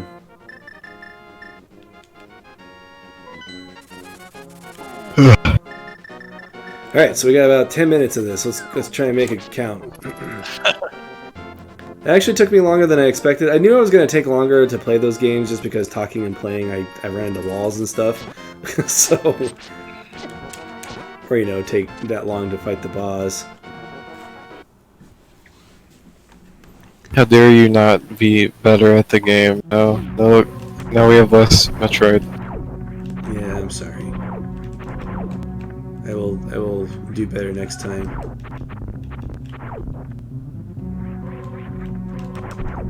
So I think it's funny that you can grapple these guys. I think. Oh, I'm not even able to pull it off. Okay, maybe it's not these guys. There's like an enemy you can grapple, but it doesn't like really come up. Can't you do like, yeah, you can do like a minuscule amount of damage to regular enemies with it. Yeah. You sure you can't grapple them when you have to be in the air to start grappling them? Floaty dudes. Not that you should go back and check. Maybe. Save here in case I screw things up. We haven't got any armor for Samus. Didn't we see the various suits somewhere? It might be in the library. I was trying to remember what was in the library. Oh yeah, you need the Pegasus boots. Nexus boots to get it. How do I get past this? Okay, we can just slowly bomb our way through. So do you guys like the movie Alien / the movie Aliens? So I haven't seen Aliens, and I started watching Alien and fell asleep in the middle of it. I haven't seen either in a very long time. How come my screw text? But I kind of just assume that they're amazing. Oh, good, 50 rupees. Oh yeah, I remember this. Dope. Yeah. You know, people say that Super Metroid takes a lot of cues on its atmosphere from the Alien franchise. Well, I mean, Ridley's literally named after Ridley Scott. It's true. So, you know, we have to thank those movies for providing us Metroid, I guess. Dope.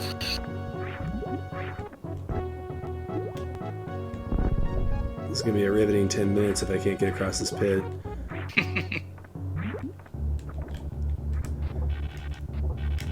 Watching people fail can be fun. Maybe not. I don't know. Maybe if you Like, I guys. would, Maybe you're rushing too much. Maybe. yeah. Fast is slow, slow is fast. I'm also hitting that part of the night where I'm tired enough that what I need to do is I need to land on that middle platform and go from there, I think. I'm hitting that point in the night where I'm tired enough that I'm losing performance from that as well. Oh, pfft. I didn't think that was going to hit, so okay. Don't worry, people will watch streams of someone just stuck on the same obstacle in a Kaizo level for 2 hours. I don't. I mean, if the conversation is good, then great. I think that's ultimately what it comes down to. We have the best conversation, so I think I'm so. sure people won't mind. So those things are cracked. I was expecting them to like break on me. I guess I wasn't standing on them long enough. Yeah, I'm pretty sure they do crack eventually. Apparently, they give you a lot of leeway. I've actually never really liked the grappling hook physics in this game. I get that they're kind of terrible, but I like them, even though. Okay, this is the guy I was thinking about, and I guess it is relevant here. Yeah. Oh, pfft, are you serious? Freaking legs. Gotta tuck them in. Yeah, come on, Samus. I think it's weird that the screw attack doesn't work underwater unless you have the gravity. I mean, screw attack, you're kind of going fast and you're whacking them with your body, and in water you're going slow. So it makes sense. Like, what would a static screw attack look like? Could you just activate it when you're not rotating? I guess that raises the question: what exactly is the screw attack? Oh Yeah, my God, what is I the can't screw believe that. Oh my god. Oh my gosh. Oh my gosh. Are you serious? For 10 minutes or 10 minutes. almost This is stupid. Oh man. I might give it another 5 minutes just to make up for this. I need to go eat snacks.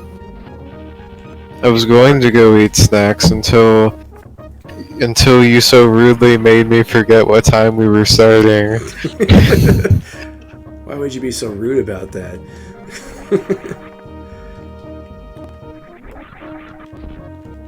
Good thing we have super missiles. Lots of super missiles.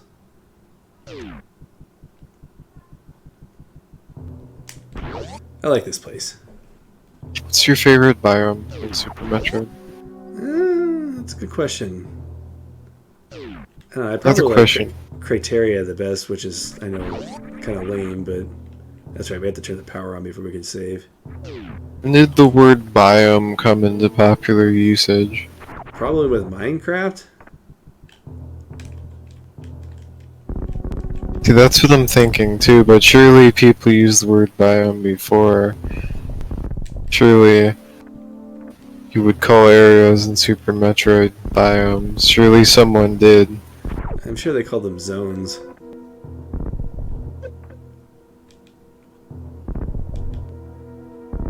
Stupid appearing ghosts. I think we have to kill Fontoon in order to kill or open the or turn on the power. This is true. Yeah, zones. Definitely. I'm just saying at some point someone must have used the term biome. Everyone probably called them nerds. Alright, well, let's see if we can beat Fontoon without... I'm going to actually save state beforehand because I don't want to go through that whole grappling thing again. You do have plenty of super missiles. Yeah, but Fontoon is just about waiting for 2 minutes before you can attack him. Alright, let me just get the save state on real quick.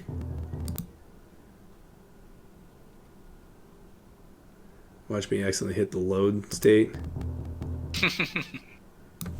Yeah, I never use hotkeys for states because I don't want to feel... Because firstly, I don't want to feel incentivized to use them. I want to have to go through a menu to use it. And also, I don't want to accidentally hit it.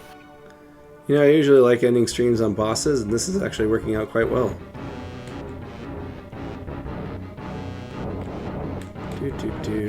Although I think you might want to be...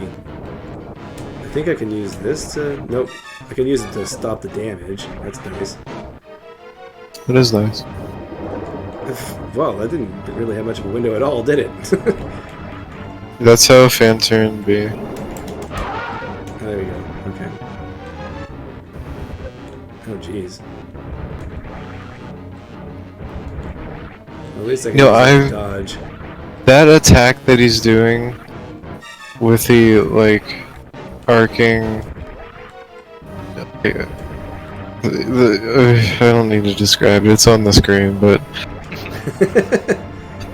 like, I've seen other bosses use that exact attack in games before, and I'm wondering, is Super Metroid the first? At least in the Metroidvania? I think that you probably could go back to the NES days for that attack.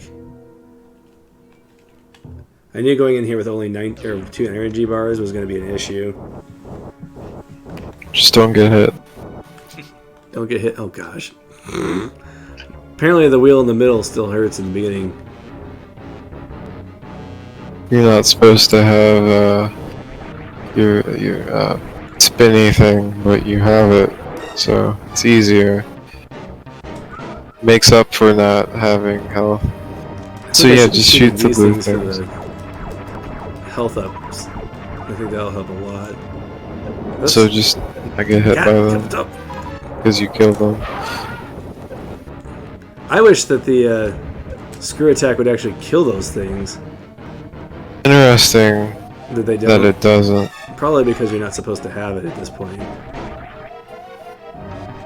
It's also interesting how you don't take damage even though you can't kill it. You have to wonder what kind of code shenanigans caused that. What the? I feel like I was a lot further away from that thing. It looked like your foot touched the top of it. Yeah, I probably nicked it. So it's just not tucking her legs in again. Stinking Samus. It's all about the legs tonight. Okay, so I know that I don't need to be on... Why am I doing that? Come on.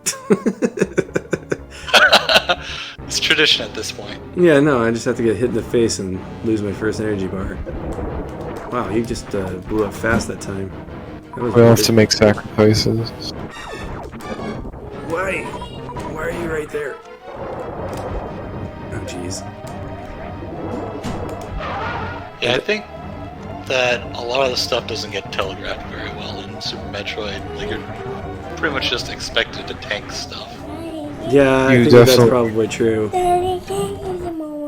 Not that you can't get by, you know, like you can get by, not get hit at all, but it's hard. And you have to expect what's coming.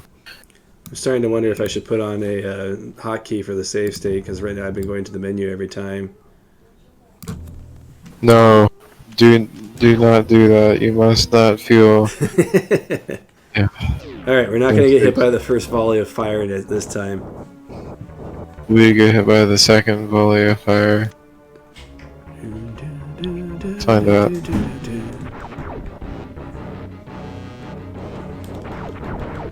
I'd do the Jeopardy music, but that just makes me sad. That wasn't Jeopardy music. I said I would do it, Oh. but it would make me sad if I did. Because you haven't been able to watch Jeopardy with all of the politics going on, or? Alex Trebek died a few days ago. Oh, I'm sorry. I forgot. I'd heard So that, insensitive. but yeah, I'm terrible. I'd heard it, but I didn't remember. Yeah, has to happen eventually for everybody, but always sad when it does.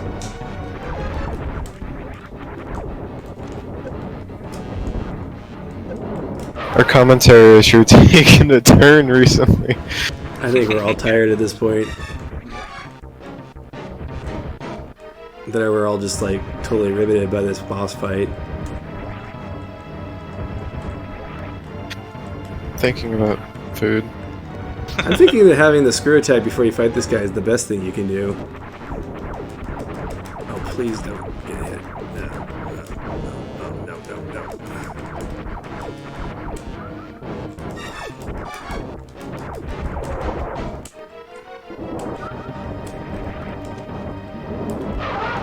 Oh, he's not dead? Oh, Gotta gosh. get one more.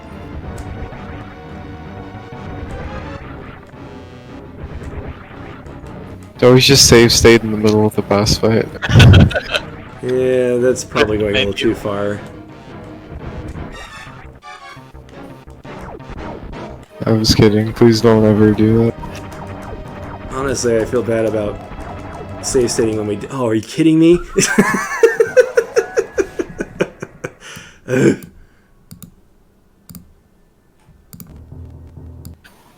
Would you, Caldrith, would you enjoy La Milana more if it had save states? So, my biggest problem with that game was just like how much it wastes your time. So I don't think that would have helped it much. So next stream, we need to make a rule. No La Milana and no definition of Metroidvania. I don't know if we're gonna be able to handle that. I think we should just keep a tally every time someone says the word La Milana. So when I originally started streaming, I had my friend Jacob with me, and he could not talk about Dark Souls every single stream. And people were making jokes about it. It's like, if they bring up Dark Souls, take a shot. The funny thing is, I'm the one who keeps bringing up La Milana. Yeah. I'll eat a spoon of peanut butter every time someone mentions La Milana. Every time somebody mentions La Milana, I do one push-up. Is that the theme? It's just such a good example of a lot of things. What? La Milana is a good example of Everything negative in the entire world. Should we call it after this attempt? Probably. I think you're just getting hungry. You should get the peanut butter out. You just mute yourself and eat. You need to argue with Caldrith more about La Milana. Didn't you give it a 5? I did give it a 5. I don't have any reason to argue with him. He's right. It's like, I'm right. Why are we even having a discussion about this? Oh, okay. I did get a... Yeah, just like he's saying that's a horribly broken game, and you're saying that's 5 out of 5. I feel like Well, I just don't agree. you should It's talk a horribly about broken discrepancies game. there. I think it's okay that I can just disagree with that. So, I don't think that like it's overall horribly broken. It's just like there's a few things that I don't like about it that really, really hamper my ability to enjoy the game. I just mean that Call of Duty is always calling me out on it when Oh, you I mean- also like the game. He just silently lets it slide. Well, I don't hear you making an argument in his defense there.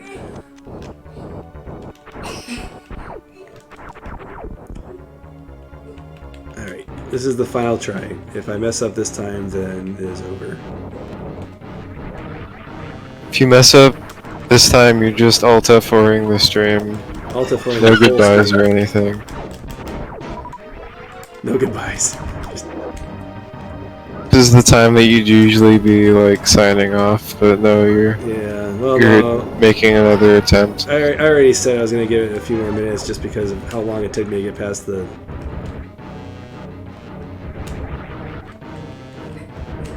There's a lot of leeway here if you happen to have the screw attack here. Yeah. I don't even remember what you do without it to avoid that. Jump into the corner or something. Oops. Oh, he does drop super missiles. That's good to know. I thought you need extra super missile. He's just gonna start shooting everything with super missiles now. Yeah, you Well, could probably I- shoot all the ghosts with missiles and still not run Oh my out. gosh. What is going on? Oh, your screw attack is not working What anymore? the heck, man? I don't know what was going on there. I think I've just hit the... I like to tell my wife it's the full tilt. I just can't. I mean, I probably tilted that point too. It's like, the thing that I've been doing this entire time to get through this part of the boss just suddenly doesn't work for no reason. Right, yeah. You know, it's not... I don't even, like, feel frustrated at this point. It's just, like... I don't know. I just stopped performing at a certain point, so... Yeah. Alright, well, there's the baby. And he's going to stay in Ridley's hands forever. Alright, well, thank you everyone for watching, and we'll hopefully be doing this next week. Caldroth, I think it's your turn to pick the game this time, right? Yeah. Do you know what you're going to do at this point? I've got some ideas. Is it La Mulana? I'm gonna play through all of Blah Blah Blah. Blind La Mulana, 48-hour stream. But I've already beaten La Mulana once, so I can't do a blind run. La Mulana 2. Uh-oh. Easy. Yeah. Uh-oh. Maybe it even fixes the problems you have with it. I do have La Mulana too, and I did kind of want to try it at some point. You could do Maybe. it blind. I had somebody tell me they'd like to see more blind runs. So, anyway. I'm going to do Gleamlight at some point when it's not $16. That'll be my blind run. Anyway, we'll see you next week. Thank you again for watching.